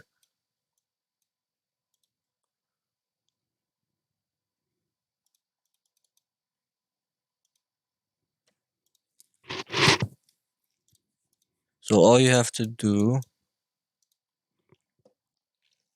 is create a layer mask over this. Remember, layer mask is the thing where whatever you paint black is hidden on the layer mask.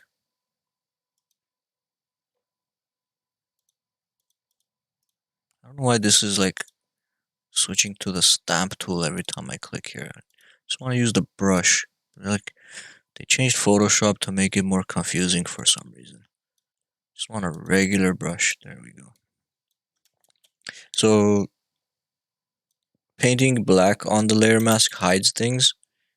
Painting white brings them back. So we could make basically a big black box on top of all of this. Just fill that with black. So there's this big black box over this. And then we could turn off the connection to the layers. So we could move the layer mask and the layer independent of each other. And we just have to animate this like showing up like this. Pretty simple.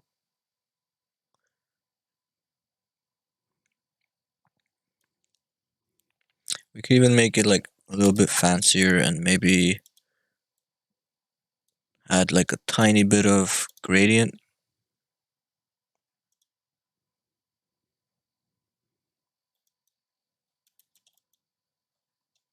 Like this. So when we're revealing it, oops, disconnect the layer from the layer mask.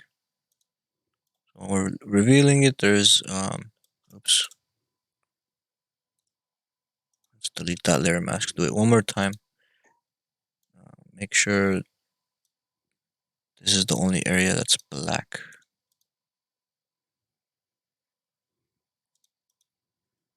Create the layer mask first, disconnect it, then do the selection.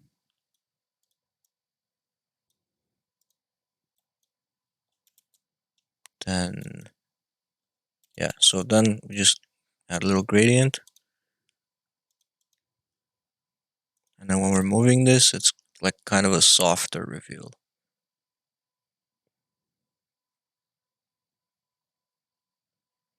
But anyways, you do that and then you create a video timeline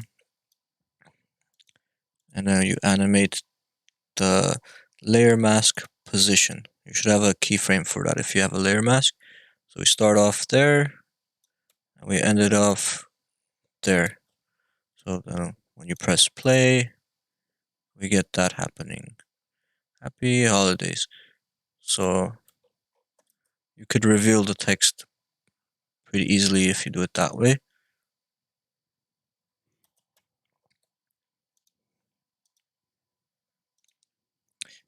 In After Effects,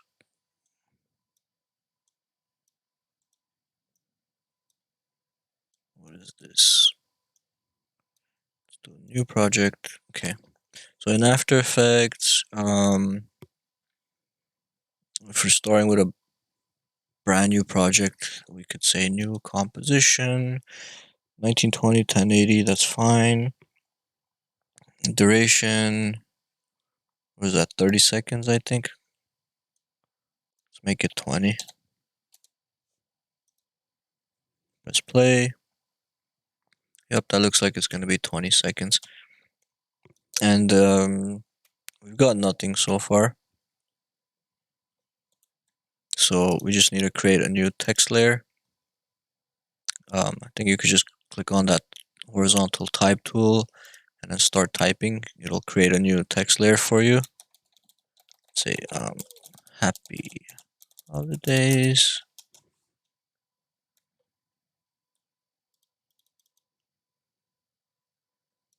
Let's make that bigger.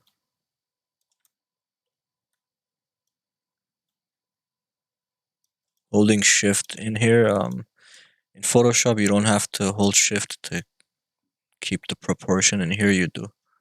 Gotta hold shift, or else it'll stretch like that.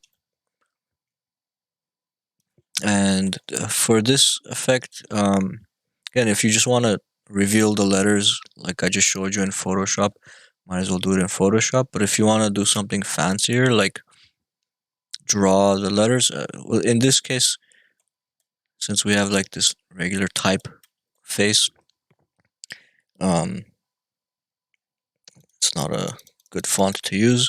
So let's change this to something that would make sense to use this effect on. So let's go here to my fonts under character on the right side, and let's choose like a script font.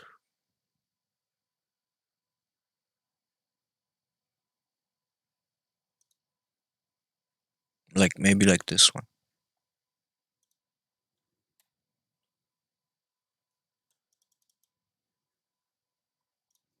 So so this effect is if you want to just reveal the letters, like you want to draw the letters, not just a layer mask uncovering the whole thing. Um, so this one you have to first pick a font like this one, a script font. Then you grab the pen tool, and you have to actually trace over the letters. Um, you have to deselect and select the layer if you want to draw another stroke. So this is the first one. It's kind of hard to see on that white, but there's a yellow line over it. Here's the second one.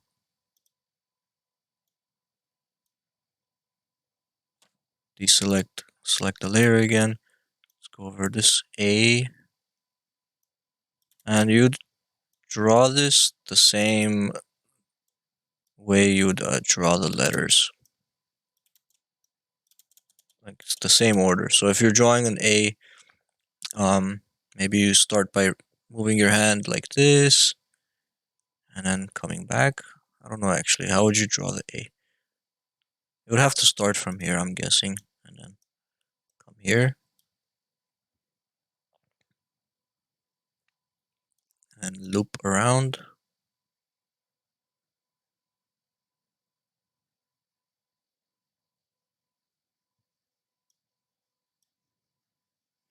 Um, if you need to move these points, you can use this direct selection tool. Actually, this is the selection tool. There's no direct selection in here. It's just one selection tool. You could like move these around, fix it if you need to, but this doesn't have to be perfect. And another one here. I'm just gonna do the happy part and test it out on that.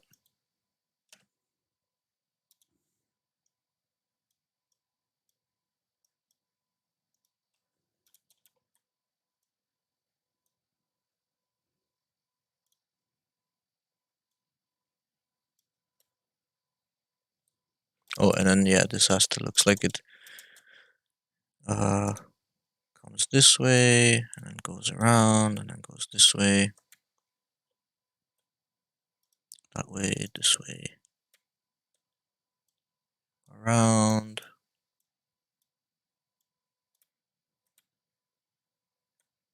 that way, this way. Okay, so it's got the happy part.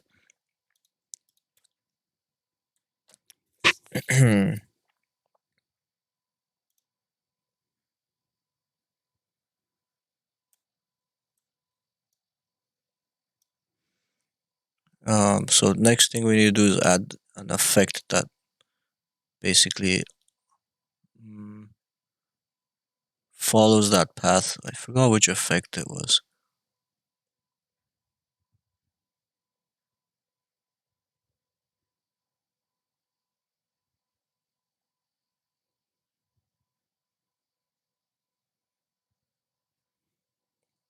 Hold on, I need to reference something real quick.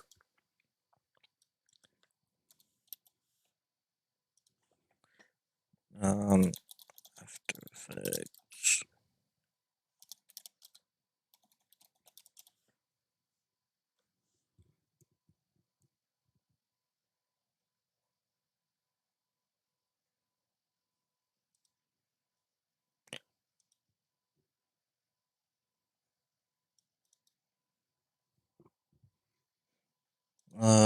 Okay.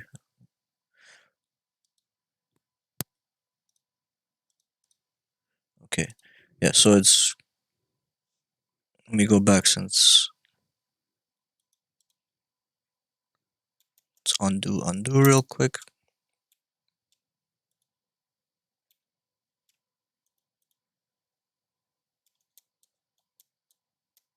Okay, so the effect that I'm adding to this is called Effect Generate Stroke. And then when you add an effect, you can see it in your layers here. So we can open up the stroke effect here. We can mess with the settings. Um,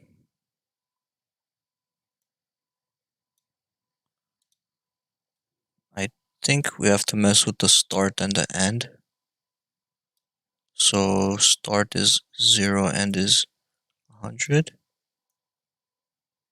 Yeah, okay, and also let me hide the actual text so you can kind of see it, what's happening. So the text, I think if we,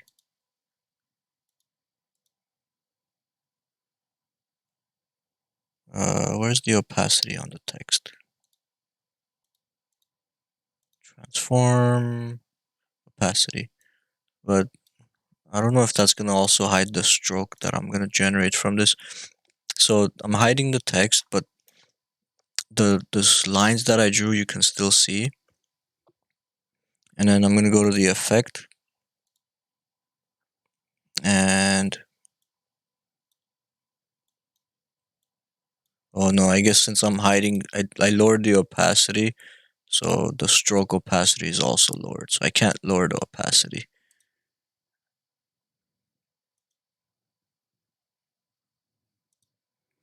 Um,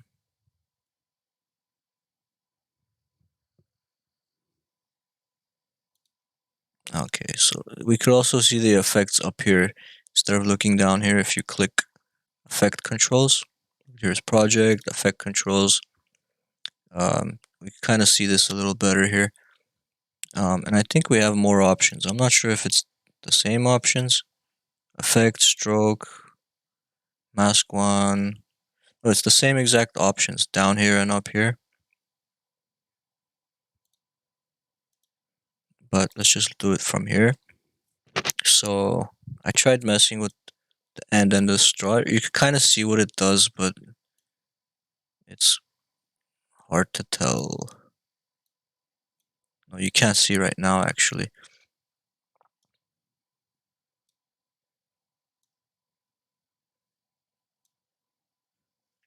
Let me reset that.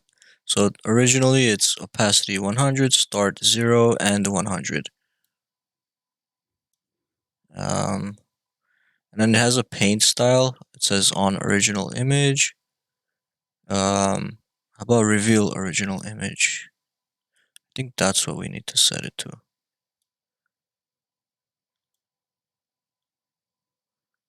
Oh yeah, and you can see it's like drawing along that line that I drew. If I put this end to 0, there's no line there. But if I increase it, let me see if I could increase the thickness. It's kind of hard to see. Brush size, yeah. Let's make it thicker. Okay, now you could definitely see it. And if I change the color, maybe.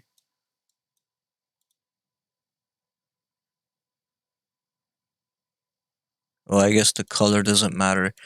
The original um text is white, so it's gonna be white. Because since I put reveal original image, basically it's gonna go along this line. And I have a start and an end here, so the start I think we have to keep it at 0. And then the end is going to be 100, but it's going to start at 0, and we're going to add a keyframe to it. Also, we have mask 1 through 4. I think that's because I drew like 4 different lines. Let me say, instead of just one mask, let's do all masks. And then when we increase this, yeah, now we get all the letters. So you can see what's going to happen as I increase the end value. So from 0 you don't see anything, and then as it's growing, it's revealing more of the text. So basically I have to animate that end. So it'll start off at 0, move a couple seconds ahead, like 5 seconds, and then set that to 100. And I think that's all there is to it. Press play. There we go. So it reveals the text using that line that path that I drew around the text. So it just follows that and reveals everything at a certain thickness. Since I put 15 here, that's why you're seeing, like, as it's coming this way, you could see some of this line here because it's actually like thick enough to cover that. If I made that thinner, like, you would see that you can't see more of that line, but then this line is now thin. And the whole text is now thinner because I decreased the brush size. So you have thick text, you have to have a thicker brush here.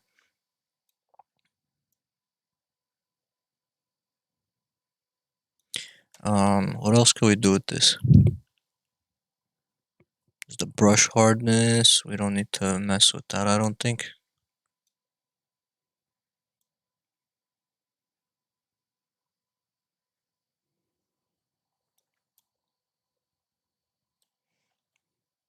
Anyway, so I just did the happy part, but if you want to do the whole text, that's how you do it.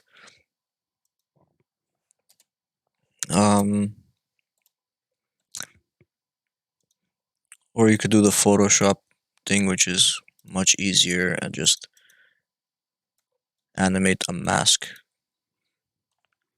So, I don't know, I'm gonna show you both ways, because if you have Photoshop, you probably have After Effects as well. Might as well use it properly for motion graphics, because that's what it's for. And keep Photoshop for the non-motion graphics. But if you want to do a simple motion graphic in Photoshop, you see that it's possible.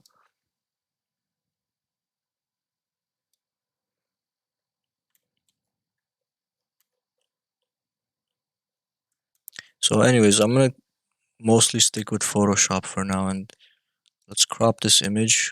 I think we're done with the snowflakes.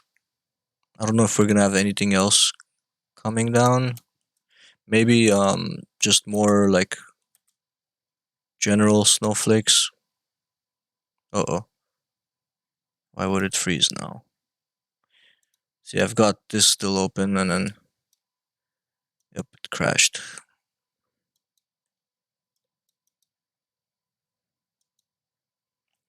Can't have too many things running here with motion graphics. So if you are into like video motion graphics or video editing, you definitely need a lot of RAM for this type of work.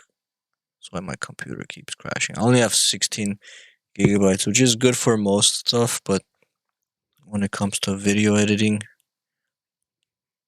some people have like 64 gigabytes of RAM.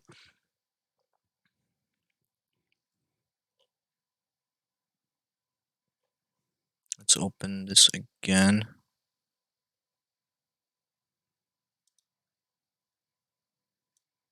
There it is. Snowflakes.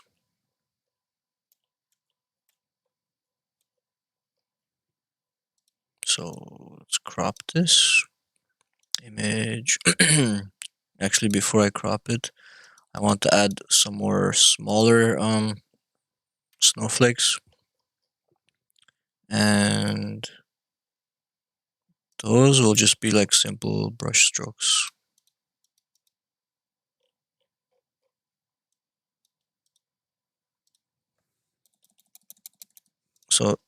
stuff like this. And I'll do that on a brand new layer.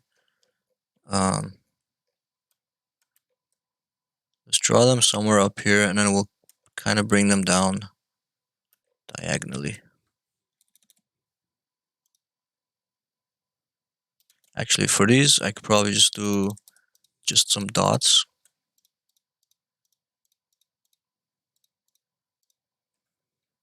Um, let's do like slightly different size dots. Some bigger, some smaller.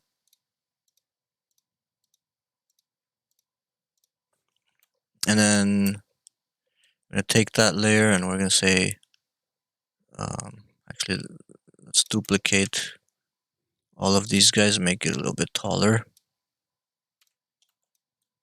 Oops.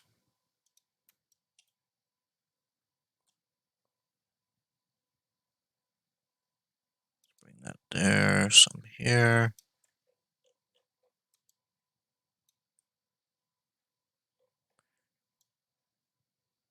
There. Okay, so it's taller, and then that's all one layer, I think. Select, because I had it selected when I was copying it, so it put it on the same layer instead of duplicating the layer. Anyways, now I'm gonna filter, blur, and let's do a motion blur. Blur, motion blur. Let's have them rotate like whatever direction I wanna make them look like they're falling. Doesn't have to be too long, like I think 42 on the blur is okay.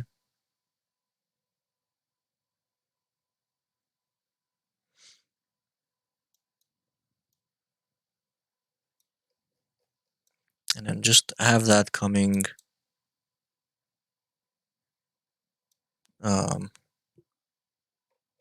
you know what, it would probably be better if I rotate these or blur them straight down, because I want to have them coming diagonally. So I'm going to say filter, blur, motion blur, but straight down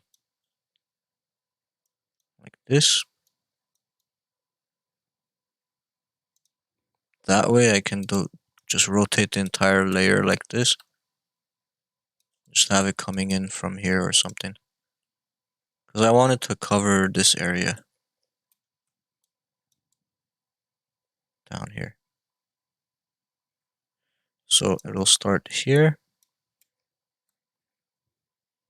Let's go to our timeline. Make sure it's longer.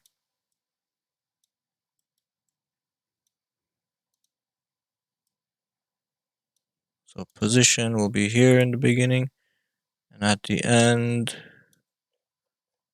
position will be, let's say here. Oh, and we need that to move way faster. That's kind of slow. So we're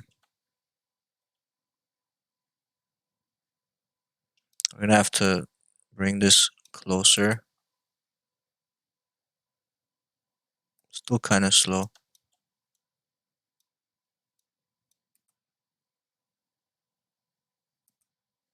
I think that's good speed.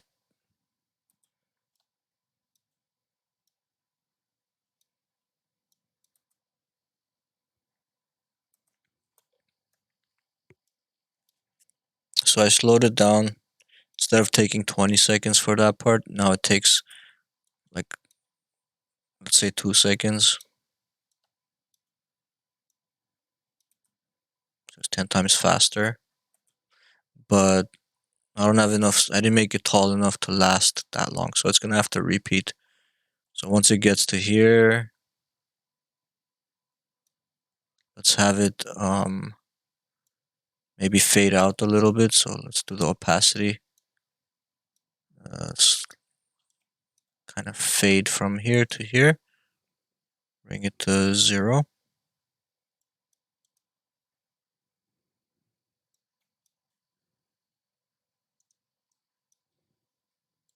So it'll be coming down and then fade out.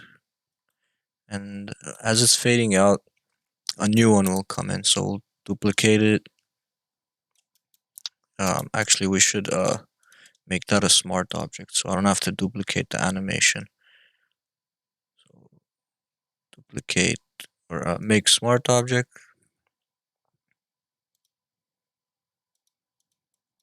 Right, so no more animation keys down here. They're in the smart object. I have to double click to see that original. So now if I just duplicate this, I just put one like here.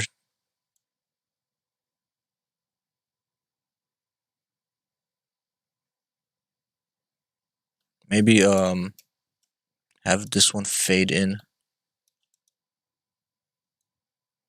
because it kind of just jumps in out of nowhere.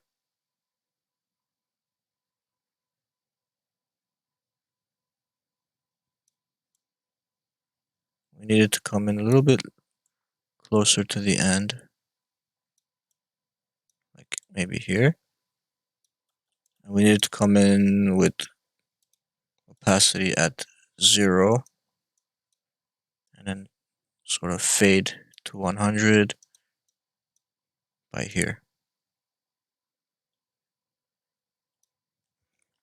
Okay, and then duplicate that, and then do the same thing. Oops.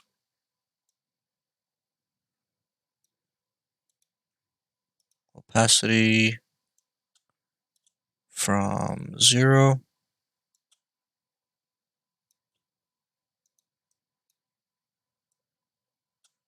to 100.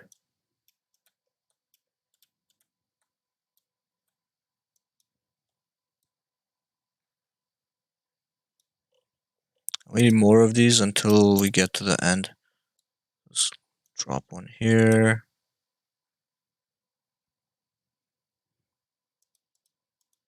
Turn on opacity.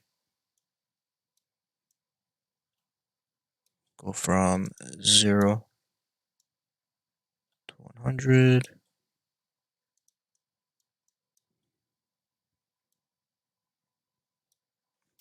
Duplicate. There's probably a better way to do this so it's not so repetitive and just so I don't have so many copies of the layer. But whatever, let's just get it done. I know, just whatever I have so far. Gonna convert to a smart object. Hopefully it doesn't crash.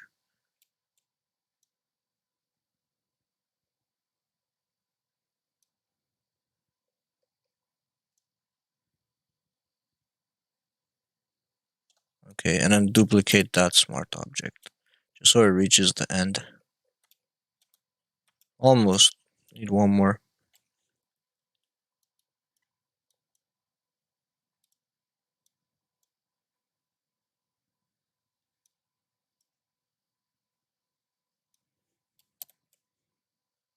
Okay.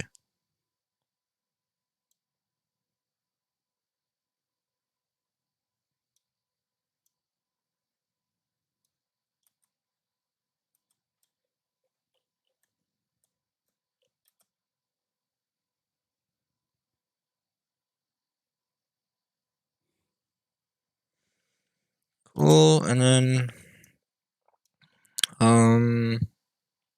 wish we could save all of that as like its own animation and then drop it on top of another animation. You could in After Effects, but if we're sticking with Photoshop, we're gonna have to put it all together. So this background, it's all black right now. Probably gonna change it to like a sky. We could use the gradient tool and change the type of gradient we're using. Um,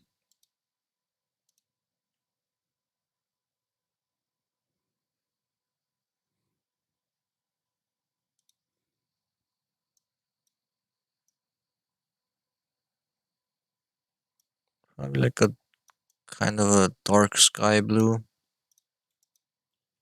to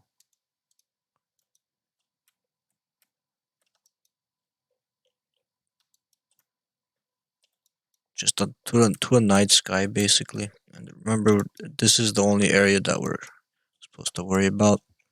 So from this color to that color, or we could, click on the gradient here and add more colors in between. Like maybe before we get to or maybe the blue is in the middle, and then eventually it becomes like, I don't know, like a dark purple or something.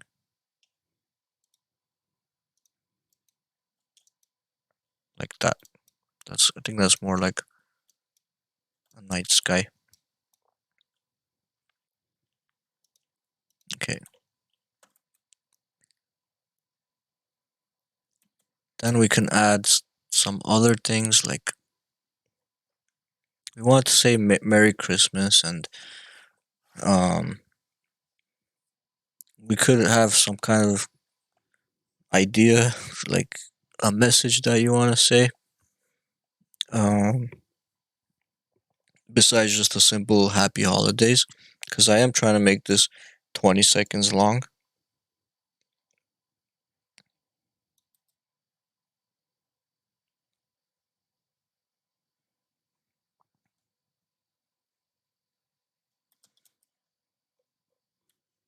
So I don't know. Let's start with a snowman. I'll do some snow on the bottom on a new layer. This new layer has to be on top of everything. Um, I can even take all these layers that I have so far, and no, I'm not gonna. I was gonna make them a smart object just to clear up my layers, but I don't want to do that because maybe I want some of these snowflakes on top of the snowman that I'm gonna draw, and if I make those all one smart object, then either they're all gonna be behind the snowman or all gonna be in front of it. So let's just let's keep it all like this. Um I'm not gonna combine them into a smart object. So this new layer that I just created, let's call this snowman, or how about ground first, because we need to draw the ground. That should be white. Right, that's our snow.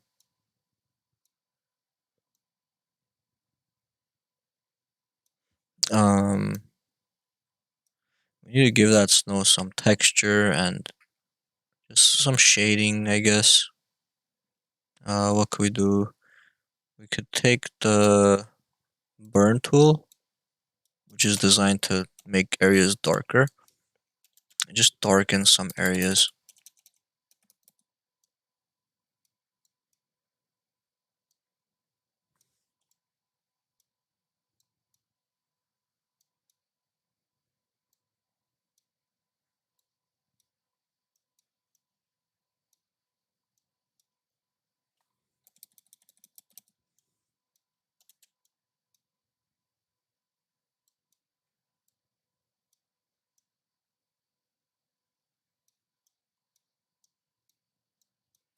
Alright, so just to make it look like it's a little 3D, it's not just flat.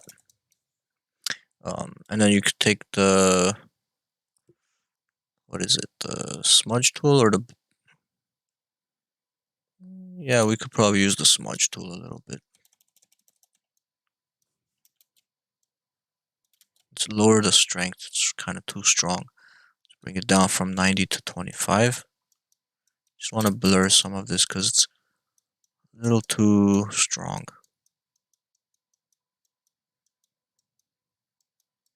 This one too, let's just spread it around a little bit.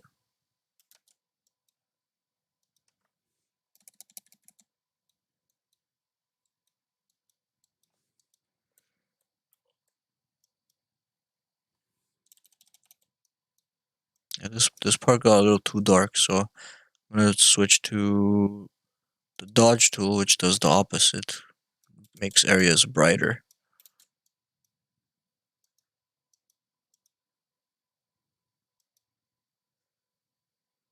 That's cool. That looks fine. maybe a little more. Oops, that one. The dodge tool on this one. Oh, and you could switch this to midtones or shadows if you want to affect shadows or midtones more. So I'll try midtones first. Yeah, that works. A little too dark here, so that's better. Um,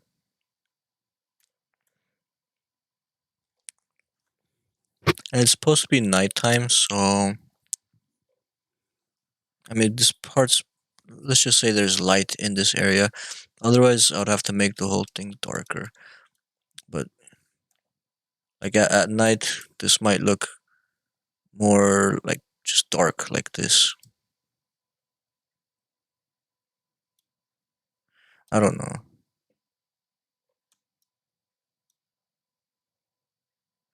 I guess we could keep it like that. A little bit brighter like that. I think this is fine. But we want this to be feel more happy, so we need more brightness, I guess. So I'll keep it a little bit brighter. So that's our ground. Now,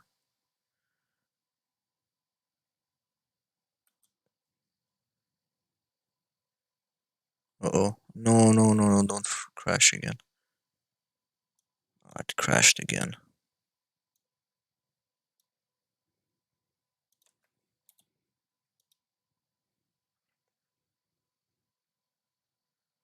Yep, that's gonna keep happening. Ah, that's terrible. We lost a lot of progress from that one crash.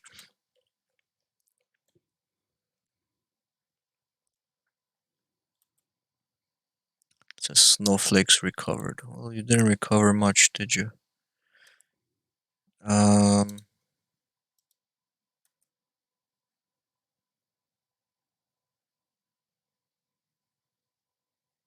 yeah, it crashed because we still got a lot of stuff happening here, just because of that snow that I created.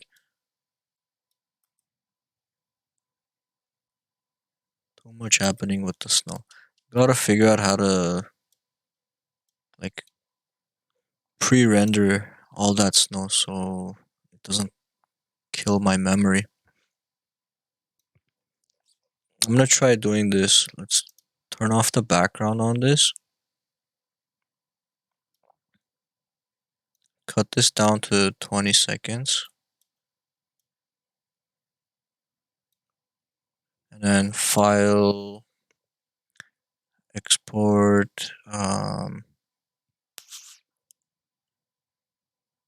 If I try to export as a GIF, it's gonna be too much. Let me do GIF 128. Let's do GIF 32. No dither, like a low quality GIF. Maybe if I do low quality GIF, it won't crash. I don't know, but it's taking forever to render it or like give me a preview. So, oh, cancel. Before I do that, make sure I crop this image. Crop. Now file export, save for web. Oh, I hope that didn't. What happens when we crop? No, I think it's still fine. I didn't really. These are all mostly smart objects, so nothing got cut off. And it crashed again.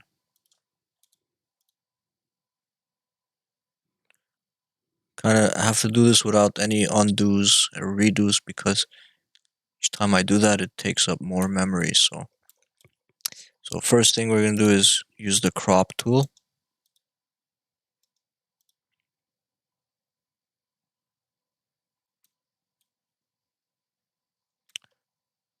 Crop this down to here. Then file. Oh, then hide the background. Then file export, save for web. GIF 32, no dither. And hopefully it can manage to save this.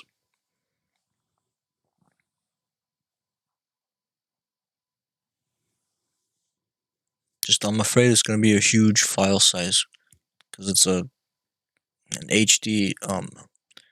It's HD first of all, and it's 20 seconds long at 30 frames per second. So it's gonna be a pretty big GIF. I can't save as a video because if I save as a video, I don't think I can bring it in and use it. Maybe I can though, but no, probably not because I don't think videos can have transparent background. Only a GIF can.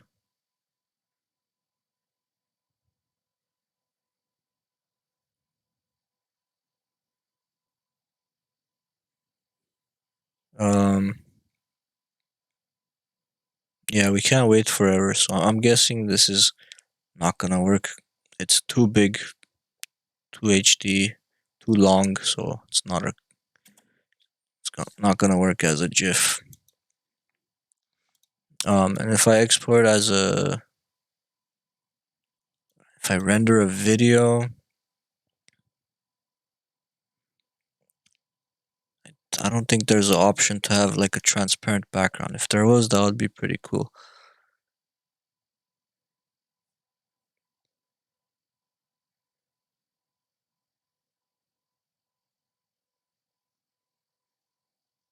Yep, no options here, so I'll just render it, see if I can bring it into Photoshop and reuse it.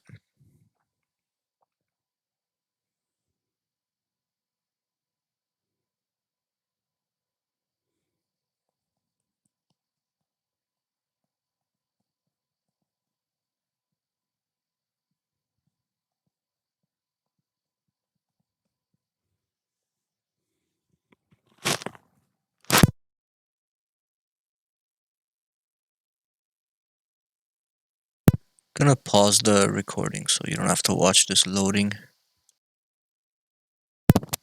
Alright, so it's done. Now let's check it out. So this is what it rendered, but it's got the black background. Um, at least it looks smooth. It looks nice. There's that zigzagging, and there's no rotation in the. Oh, and they're missing at the end too. I don't know what happened there, but let's close this. Um, that's already saved, so let's leave it. Say file new, create, and I'm wondering if I drag this from the desktop into here.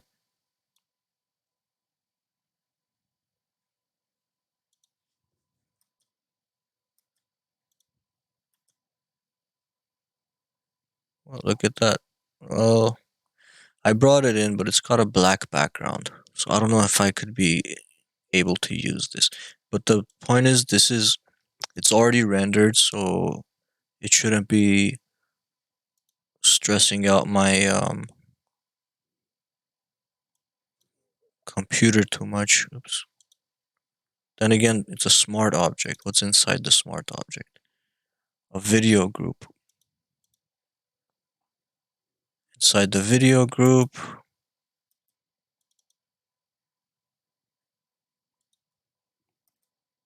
nothing. Okay, so, but it seems like this is possible. We could do this. It's just gonna be on a single layer. So we could render it as a video. I think the black background is a good idea because we could change the blending mode. So let's start with 1920 by 1080. Bring in the video again. Drop it in there. Create our video timeline. This is now playing smoothly because again it's already rendered. So Photoshop doesn't have to do any work to play the video because we rendered it as an MP4 already, and all we're doing is playing it. So Photoshop doesn't have to do calculations on like the time frame or bringing things down, changing the opacity, this that. and all the different layers, all that information is now just saved in that video. So now all we need to do is figure out if we could like add our own background to the thing again, just like I wanted to before. So with that blue or dark purple to blue.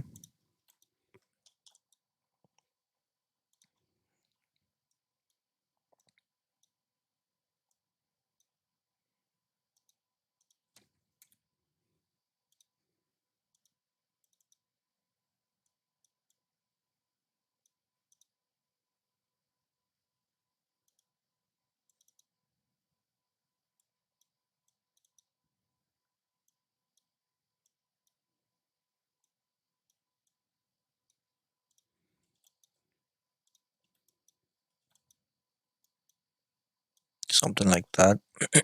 Okay, so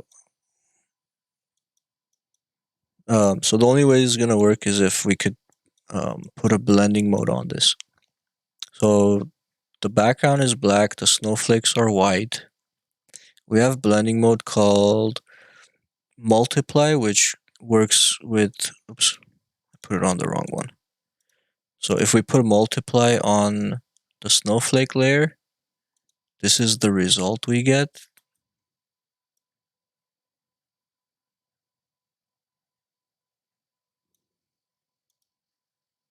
Make sure this is longer.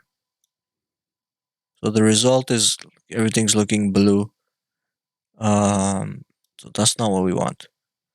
Let's try. Well, I'm just gonna go through till I kind of get what I want. I'm hoping there's a mode that just makes the black invisible.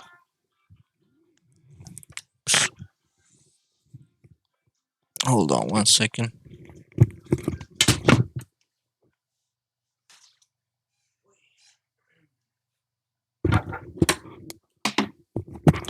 Sorry about that. So there should be a blending mode that makes the black invisible and only shows us the white. So let's just go through all the different blending modes. I'm just gonna use my mouse wheel. This one makes it so you could see the background through the snowflakes. It's a pretty nice effect, honestly. Like, maybe that's what you want. That's a pretty cool effect, I think. But what we really want is this one, lighten. So if we add lighten, you can see all the snowflakes. That black background is not showing anymore. And instead we're seeing the custom background that I just added. And this is all happening without stressing out Photoshop. So no need for more RAM or any of that because it's pre-rendered. So now we could add all the things that we need to and be confident that it's not going to crash anymore. So let's add our snow layer.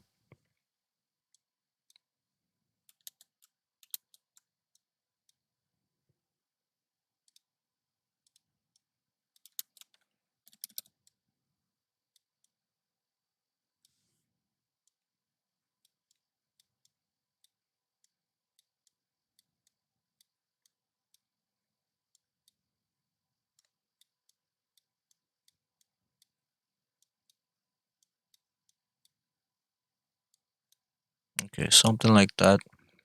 And then add our dark areas again with the dodge tool. Oh, it's set to highlights. Um, sorry, burn tool, not dodge tool. Burn tool makes it darker, dodge tool makes it brighter. So yeah, just add some dark areas where you want to show some hills.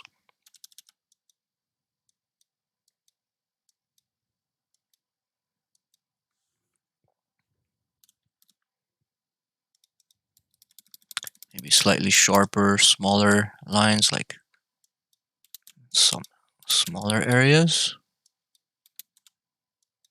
That.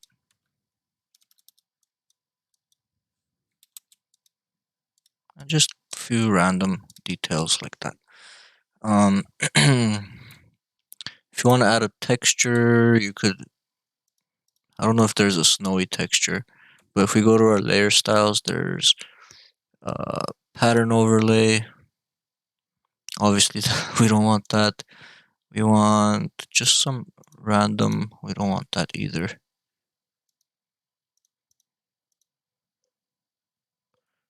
Water, grass, trees. I don't want any of those. Where's the other types of patterns?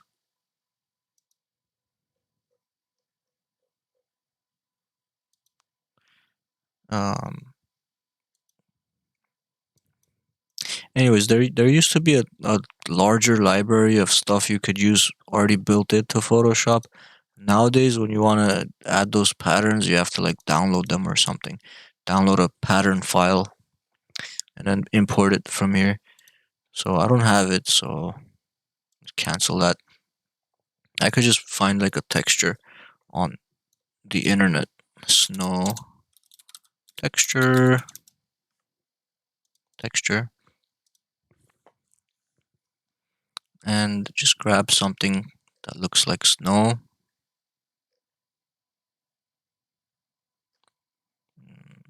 I don't know which one would work best. Let's take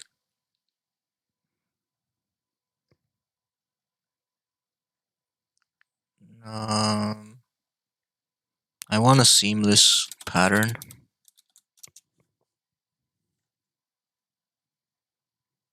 So I could repeat it and make it smaller if I need to. Let's take this one. Oh, it has that stupid iStock thing over it. Okay, what about usage rights? Let's do Creative Commons licenses. Maybe this way our results won't have that stock writing on top of it. You know what? All this is just some noise, it looks like. This one looks good actually. I'll just use this. I'm gonna copy that, paste it.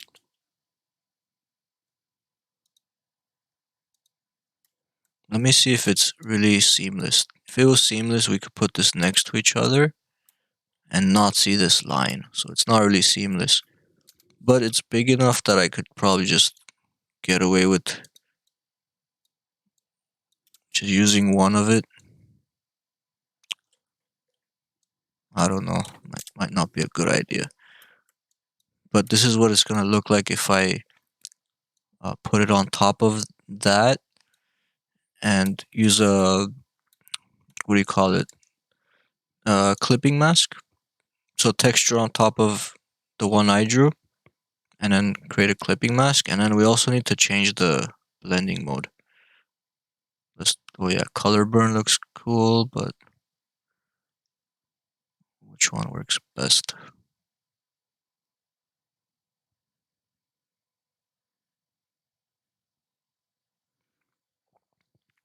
I think we should set it to multiply, and then lower the opacity, just to give it a tiny bit of texture. And then duplicate that. Yeah, you can't really, you can't see the seam between the two. It doesn't show too much, but I could probably improve it just by taking this and painting over it with the clone stamp. Anyways, that's fine. So now we've got a little bit of texture and we still have our dark areas that we added, and we could just merge that together. Okay, we got our snow. But because it's all one layer, that video layer, I can't really have the snow on top of the ground that I added. Unless I duplicate it. Duplicate the video and put it on top.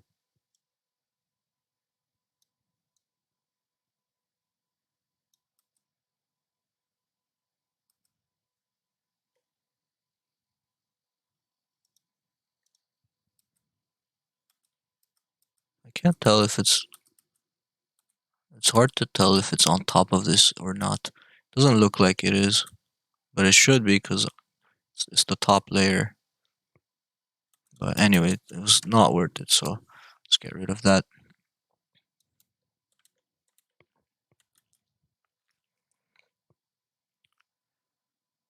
Alrighty. So this whole thing again is I think it's 20 seconds long, right? Actually, it's 25 seconds long. We could cut it down to 20.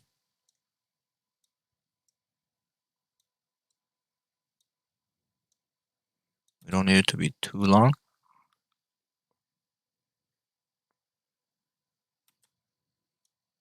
And then we could think of, alright, that's the background, that's the setting. But what are we animating besides that? Maybe like a snowman smiling. Um, well, one of them that we saw, one of those videos on Behance that we were watching, it showed like a snowman coming together, like piece by piece. First, the body dropped, and then the other piece dropped on top of it.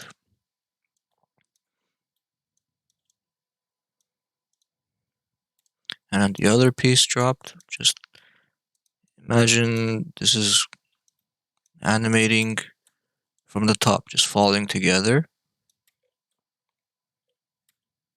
We can do that.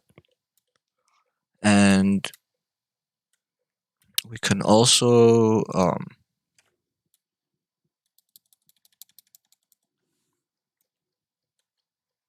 we could add that same texture that we added to the background, the ground. We could add it to this snow, or we could leave it flat.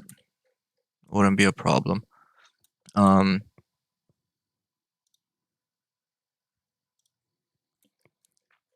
and then we could try to add like a frame by frame animation of the snowman smiling or something, and then just the happy holidays message. I think that's 20 seconds is plenty for something like that. So after these guys drop,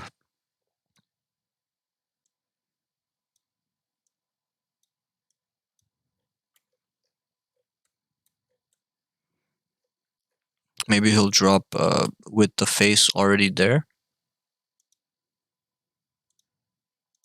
But I think we should definitely add the face pieces like on a different layer. Just keep it separated.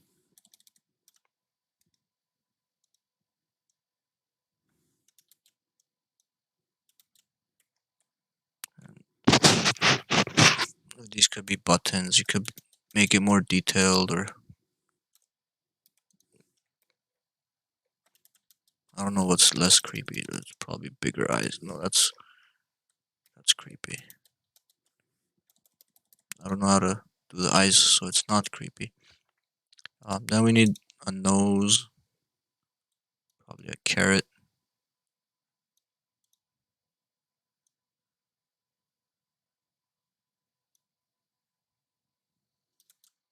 Make that a little bit thinner.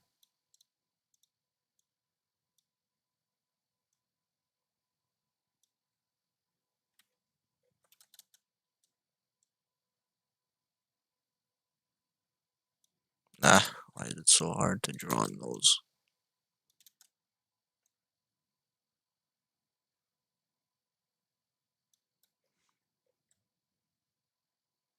Um, and I don't know how hard it would be to animate a smile. So on a different layer, again, we have a lot of layers happening here.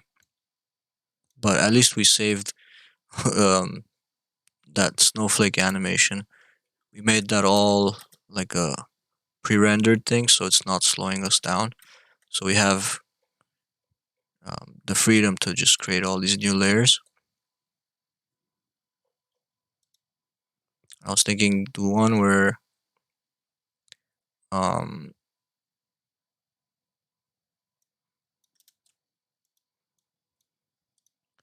Maybe his mouth starts off like this,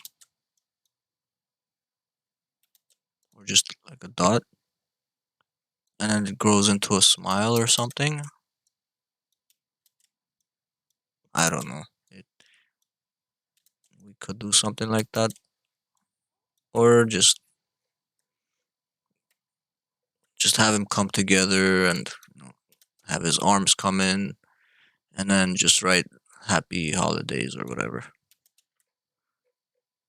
Just some ideas. Anyways, sir, it's still Monday, so tomorrow we'll have time to think about what else to add to this, and you guys come up with some ideas too. Go look at more videos on Behance or just type Christmas cards in Google. See what comes up. I'm gonna save this for now, and hopefully we come up with some nice ideas tomorrow. Save this over. Actually, I'm not gonna save over that.